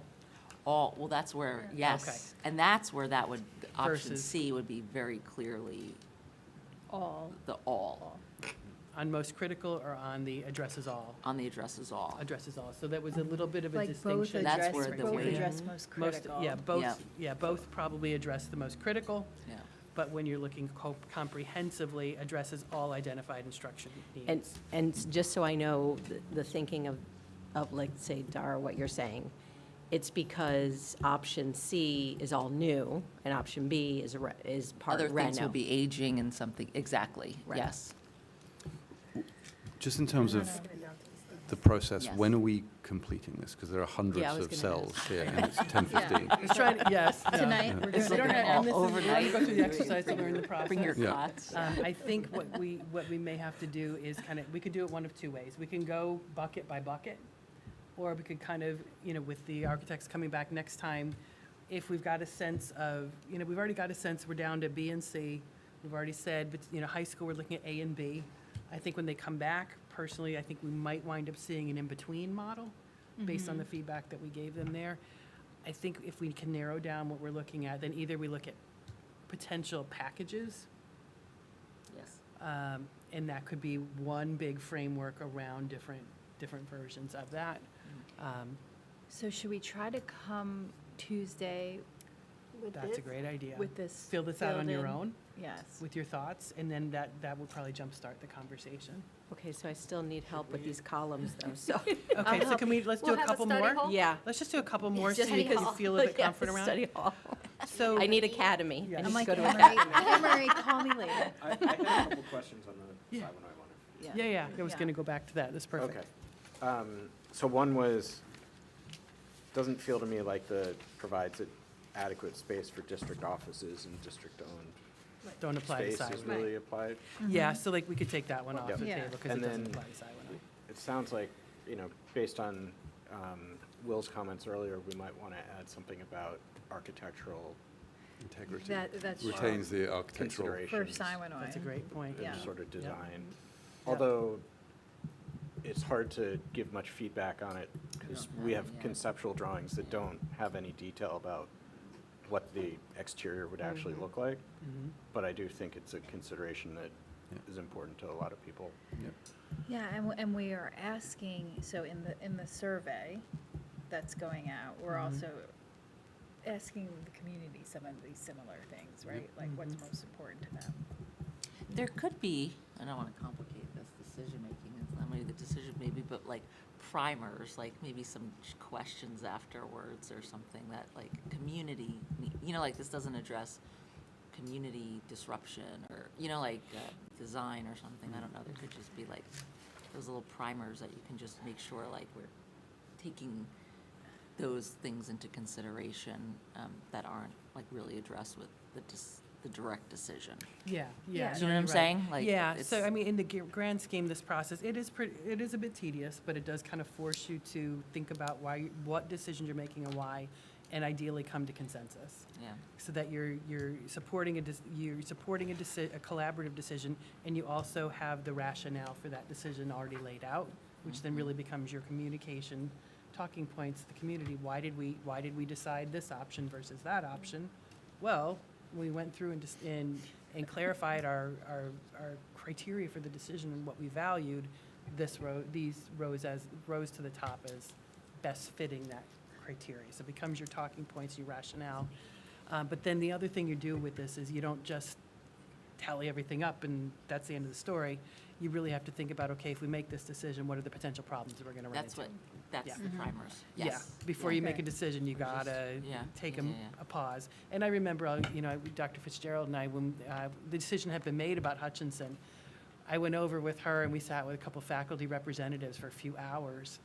We had to rethink everything about what are we gonna do for arrival? We're gonna do dismissal. How are we gonna do fire drills? What are we gonna do with recess? How are we gonna do with lunch? Like, every little thing about how this was gonna change life at Hutchinson during construction. And then she had to go through that whole process to think about how am I going to open a brand-new building and design every single process about it. So, I mean, that was kind of the after effects, but you do have to do some of that. Like, if we make a draft decision, we're going to have to stop and think, okay, what are the potential problems that are going to come out of Yep, this? yep, Yeah. Because you want to protect your decision. It was a good decision. yep. And the other thing that could happen is you might make a decision that best fits the criteria, but when you start to weigh out those options, you cut to You a have to potential make some problem that's modifications. like, whoa, timeout, that's just too big of a risk. Yeah. And going with a different option might be the better move. Go ahead. No, I was just gonna add, it sounds like the design and, like that's just something we don't wanna lose. I don't know if it would go into the criteria, but it definitely sounds like something we don't wanna lose as a potential problem, or, we're not there yet, Yeah. or even like that disruption. I was just gonna say, I don't think we wanna lose the design factor. I don't know, Yeah. I'm not 100% Yeah. sold it would be a criteria, in a decision, but, maybe something that is really considered, similar to like community disruption or, like those Yeah. other things. So it's like we just don't, Yeah. we don't want to like put it in the back burner until Yeah. we get all the way down there. I added one on the sheet. I've got the shared version of it. Design respects the historic character of the school, something along those lines. Yeah, yeah. Because that could Amazing. speak to either maintaining the current building, or it could speak to, if an option C, that whatever is designed has to be respectful respect. of Yeah, I think that makes sense. the nature Yeah. of the historic design. So that could go, we can tweak the That language. makes sense, though. But I think you're right. I think it's an important decision criteria. Yeah.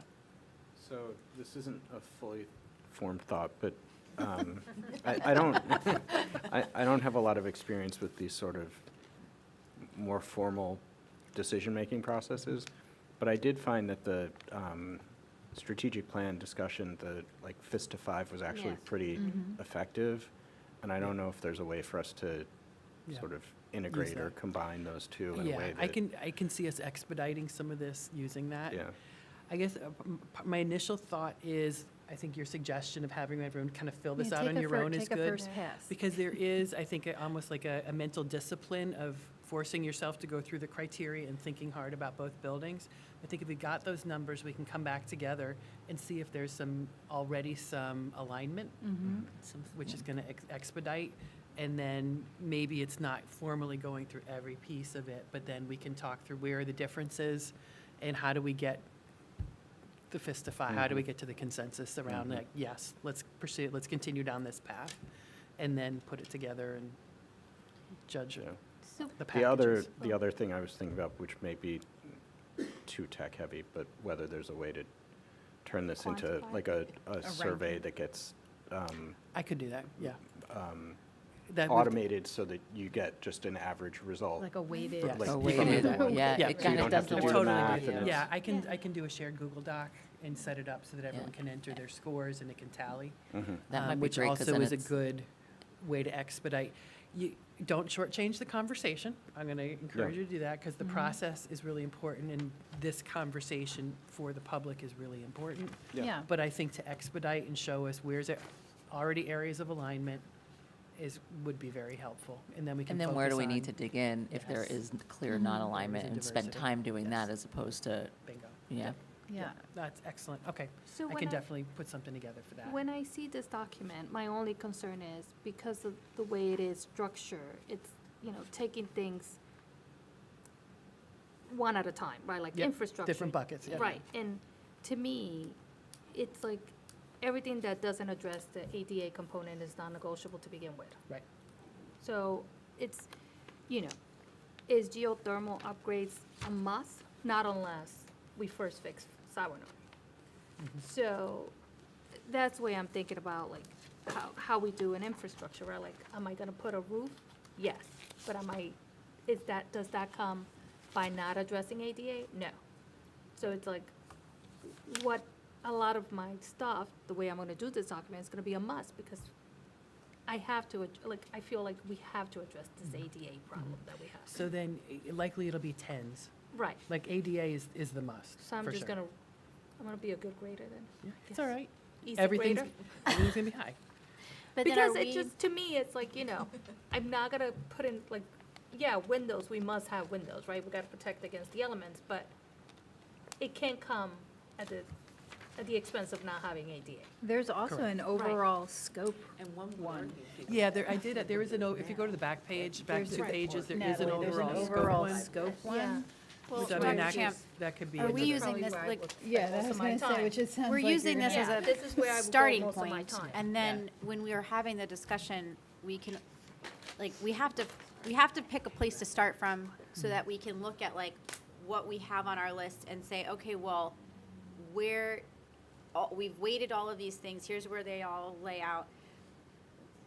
Maybe I'm just gonna make it up, like maybe we can't get everything because that budget's gonna be too big and we're gonna wanna cut. So then how are we cutting? Because if we've weighted anything ADA accessible related is a must, like where does geothermal lie, like in that, or replacing the windows, or like, and how are we gonna carve out the things that we maybe don't need to do this year or aren't a priority because other things, like, it'll just give us, like, that's how I'm visualizing or like thinking about this document. Yeah. Like, it's giving us a starting point, and in an ideal world, we would do it and it would be everything we want it to be and it would fall within the budget we wanted and it would be like the most amazing thing ever, and then we'd be like, great. But probably what's gonna happen is it's gonna help us have the conversation to like Yeah. chip away at what we And want. I think that's exactly it, because we're not going to be able to do everything we want. That's the reality. There's going to be tough decisions. So if we're thinking about what is most important, that's going to help steer us towards, if we've got to make tough decisions,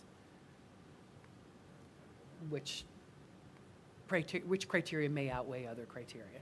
Right, And because right. I think sometimes with these things, we think we feel a certain way, or we think we're thinking about it in a certain way, but then you assign some kind of value to it or number, and you have to like justify that number to yourself, and then in that justification, maybe you're changing your number because you go, oh, maybe when Maybe I it's filled this not out, I as- was like feeling some kind of way about it, and now I'm realizing I feel a different way.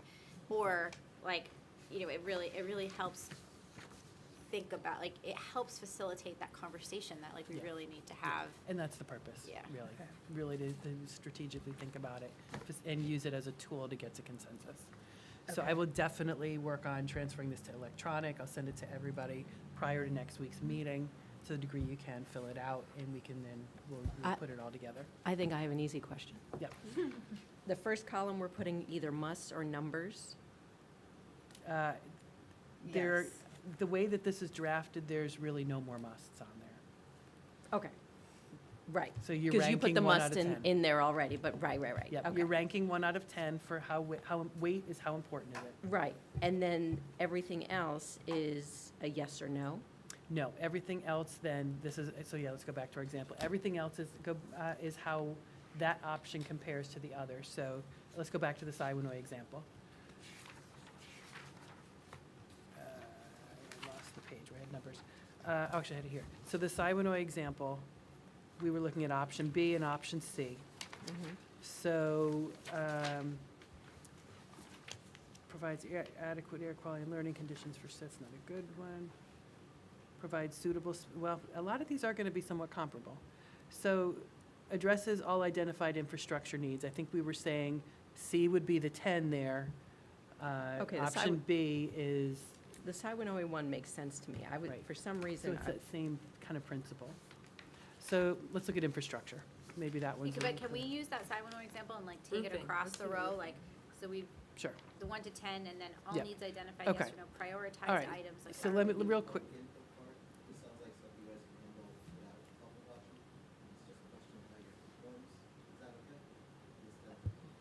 I couldn't hear, I'm sorry. it's up to, do you want to take a Yeah, question? of Yeah. course. Yeah, let's go. Come on up.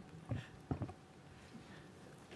don't know if I win an award for saying the latest, but I'll tell you, you can mail Yes, it to thank you. 498 Manor Lane. My name is Adam Ilkowitz. You received an email from me a couple of Yes. weeks ago, so not going to belabor the points that I put in there. But what I want to say is, I think there was a misstep with the community here. And the reason there was a misstep is you released very different plans than what the community was expecting to see.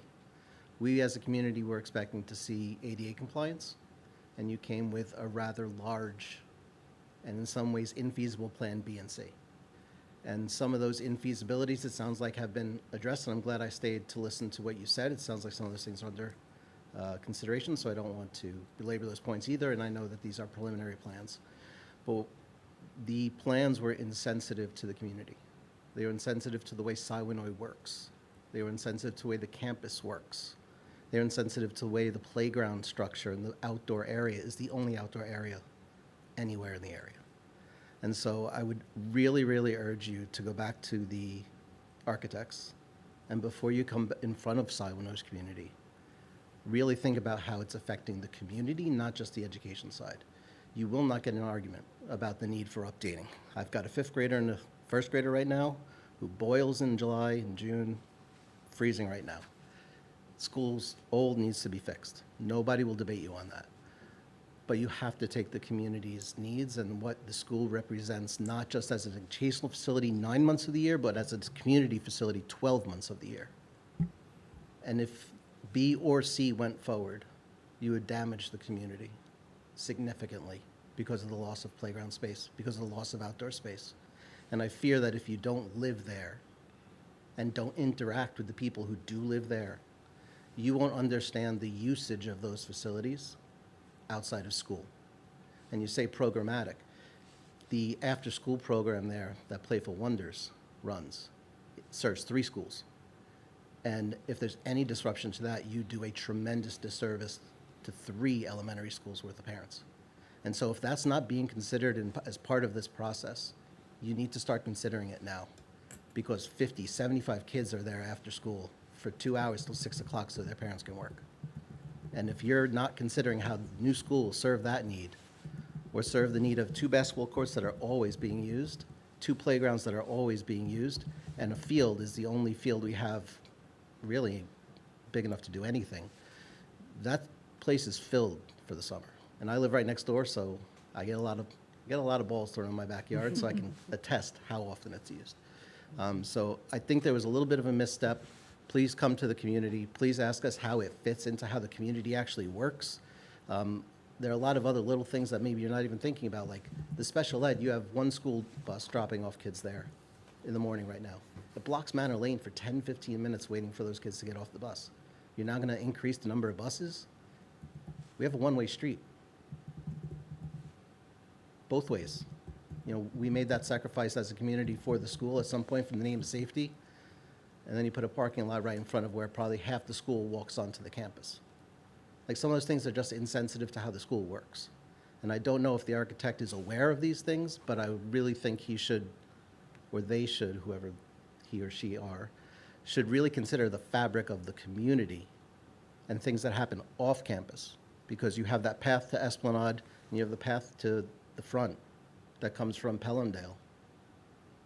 That's how the campus meets, how the community meets the campus. And if you change that, it's going to have a big change on the face of the whole thing. So I'd like it, don't know what's on your criteria sheet, don't expect to see it, but I would hope that you start to consider some of how the outdoor space there, not just the outdoor classroom, which obviously is probably a hands-off situation, but the playground space, the outdoor space is crucial to the community's survival. Thank you for your time. Enjoy the rest of your evening. Yeah, thank you. Thanks for Thank staying. you Appreciate it. for staying. Thank you. Have a good evening. That's great, and I added some of Adam's comments into the shared document for the architects. Yeah, thank for you. good that's exactly the kind of feedback that makes any plan better. So, okay, great. Just real quick then to wrap this up, to go back to complete a little bit of that, to make sure folks understand. So option C, if we're talking about addresses all infrastructure needs, we were saying earlier, that's probably the 10. The renovation, option B, probably not a 9 in this case, probably something lower. So Right. let's say, call it a 6. Improve safety conditions for students and staff. I was saying earlier, in my mind, that was safety, security, vestibule. In this case, you're basically adding an expansion out back with a accessible entrance, regardless of whether it's B or C. You could probably weight those two equally, Yeah. because it's really about the same. We did have some suggestions for the architects about that, because there's concern about if it's going to be a secondary entrance, or is that going to become the primary entrance, to his point? What's the flow of the campus? And if that's now a secondary entrance, do we need a secondary monitor? Because now you're going to have people coming through that accessible entrance all the way through the building to get to the main entrance. So thinking about flow. So those seem equal. So for the sake of argument, I'm calling them equal. Provides adequate air quality learning conditions for students and staff. You're renovating the whole thing, air conditioning of both. They're probably equal in that front and in that sense. Provides suitable programmatic space for current and programming and ensures flexibility for program needs and growth. If they can build adequate, the same, adequate, equal facilities, then they would be equal. I guess that would be, we'd have to see B and C to see, is there equal, is it really equal programmatic options once the renovation is designed compared to a new building?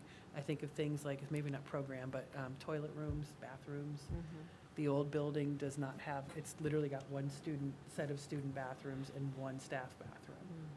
If we're maintaining that building, you're gaining bathrooms in the expansion, you may gain more bathrooms or more small group space in the newer model. So for the sake of argument, let's say that's, so then you would score C as higher. You'd have to decide what number you give B, call it 7. Aligns with and supports the strategic plan priorities of belonging, wellness, that's to me the space of the ability to add in, to think about inclusion and belonging, being able to bring the special education programs more fully there. Again, same thing, if we can only get one class in option B, but we could get 2 classes in option C, then C would be the 10, give C a 5. Did you say that the architects were working on alternatives for, I wasn't sure which, you said there might be like a middle ground proposal For the middle school, high school? Okay, Yeah. that's why I wasn't sure. Yeah, I think the net result of our conversation with the admins was they need the classroom space more than us. So maybe like doing the smaller addition of district offices, and instead of turning classrooms into district offices, maintaining and renovating classrooms and adding the wing Yeah. would be like a potential win-win. Okay, so advance the sustainability efforts in a financially responsible way. That was trying to speak to the geothermal. So I don't know, we'd have to ask them, and Jim, I don't know if you remember, if, with option B, was geothermal viable versus option C? I don't know if. Being prohibited in either Okay. All right, so maybe that's an equal one, and maybe that doesn't matter. And that's what I'm realizing. Some of these criteria maybe aren't gonna matter for some of these projects. Minimizes disruption to learning. That is probably we're gonna have to talk with them about that, because building a new, what we've learned is building new construction outside of the current facility is less disruptive than renovating. Right. So, but by the same token, if you're gonna take down one of the wings and build a whole new expansion, you're losing a gymnasium for a school year. So now your physical education is outside, your lunch is in your classrooms. To what degree is that disruptive versus, Yeah. building half and half? So that's, that we Walt have to was take also into talking about and to what what Mr. staging they might be able to do Right. about, Bill like, first. build the back half, Right. have it be available, and then Right. tear down front. Right. Right, and maybe we even think about what Mr. Ilkowitz was saying in terms of lack of playground, the disruption to the outdoor space. Yeah. Yeah, and those are all the potential problems. So we'll just, again, making up numbers, let's say C is a 10, and maybe they're both kind of near each other, but maybe it's an 8 on option B. But then you get to design respects historic character of the school. I think that's where B is gonna win out. Right. And then, again, depending on the design of of C, you could debate about respect, but let's give B a 10, and then C gets the 2. Yeah. So then what you do is you would then go back and weight your criteria. How important is addressing critical infrastructure versus all infrastructure? Which is more important? Or in some ways, another way to do it is what of that list of criteria is most important to you? Right. That's You your could 10. force rank it, And then yeah. and then you compare everything else to it. Do you force rank them? You could, You right? can, Okay. if that's helpful to think of it that way. And then once you've weighted that, then what I'll do is I'll put the spreadsheet together. Then you're gonna wind up multiplying your weight by your criteria to get like Yeah. it separates, and tally it all up at the end of the day, that's the numbers. I think I was confused because of the agree. first two being must and yes, no. I didn't know if we were doing yes, nos Right. or numbers. Yep. And I get it. Okay, so I'll Or share I'll this. call Jackie. When she turns it What? into a fancy We can meet survey, up and she'll do just it. have options to pick from, so you won't be able to, Force. drop down That's a menus. good point. Force the numbers. Telling me or asking me? Okay, yeah, so that's kind of how it works. So that's what we'll do. We will do I'll get you a spreadsheet, you can evaluate. I will do it bucket by bucket and holistic, just because I know some is going to resonate more with others. And I'll try to weed out maybe criteria that just don't make sense for some of the options, just to, Okay. again, And make it simpler. how are we thinking about, I forget, someone over here mentioned, like, the windows, for example. Someone over here did it. Like, there doesn't seem a spot in here yet, and maybe that's okay, for, we have 5 different types of infrastructure projects. Some of them may be really important, like Prospect needs a new roof. That's like key. The architects have sort of said we could put off doing the $10 million of windows, or maybe we selectively do some subset of that, and then we have $10 million just Right. reallocate to other Somewhere else. more Is that what pressing you were needs. trying I to can get at separate. here? With only those items close to failure, prioritize, Yeah, and all yeah, identified and I was need. thinking kind of that feedback about most But urgent. but Jackie, but middle. the You're talking about column actual then is components like of it. infrastructure, but infrastructure So I could has some separate out things that are. roofs, No, but yeah, Eating. I don't know that that's windows. worthwhile necessarily, like, it may be too granular for this, Mm-hmm. as long as we come back to that discussion at some Yeah. point. Okay. I think so. All right, and maybe that's if we see that, let me think about it. Because I'm thinking if maybe the middle column of kind of the prioritized things, if there's consensus around, let's see if there's a way to prioritize, then we can dig deeper into what does prioritize mean? Is Yeah. that windows? Is that the worst masonry gets done now, and, Yeah. you know, Or, yeah, even can slice maybe it. there's a line for people to take the 5 things in infrastructure and put them in What's ranked what's your order of priority? yeah, Yeah. yeah, something. yeah. Yeah, I was agreeing, like, it feels like there's just that one piece, that's a piece of information that is missing right now. I know that they're working on it and we've reached out, but it's like, it's just this, it's just like this big infinite of infrastructure, and I think Yeah. to be able to see what's the most urgent, what could be put off, and maybe it's like to your point, like, it's buckets. Maybe it's not all the windows, maybe there's like certain windows that have to be done because they're further Right. along. I don't know what the answer is, but there's probably a different way, you know, that we can look at it, or understand, yeah. Okay, Okay. all right. Thank you. We're putting numbers in every column. Yes. She's Right going to now. send you a spreadsheet. Yes, I'll and send you a spreadsheet, and it's going to be numbers. And it's gonna ADA is the must. I can't believe you're asking that question. Anything else that you think is a must, put a 10. How's that? We'll keep it simple. Thank you. I know this is tedious, but again, it's about process, it's about conversation, coming to consensus, and doing it in a transparent way. So it is going to be a little bit time consuming, but we'll try to make it as efficient and use some of these tools to help us along the way. No, it's us. It's an us thing. For some reason, we are having trouble. Yeah, thank you for taking us through that extensively. You're welcome. Oh, we have still business I to know, then approve. just call me up. We still have business to approve. Yeah, let's yes, do we it. have Let's go. more, You can we do a have much full more consent. of a meeting. So you can do a full consent agenda. A That is an option A in, full, like all the way? all the way. Yep.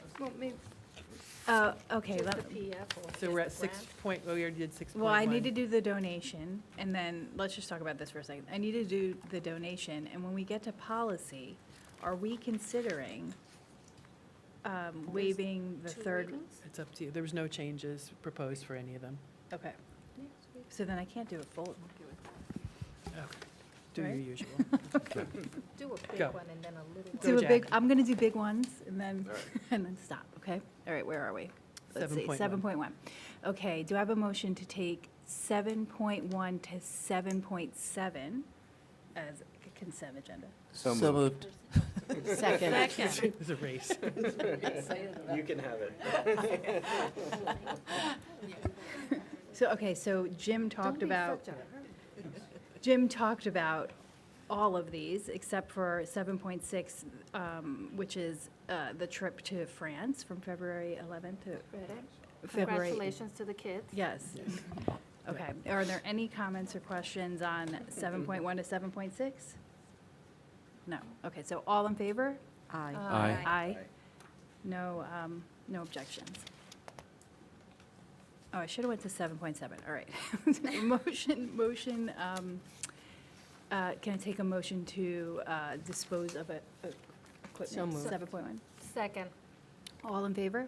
Aye. No, none opposed.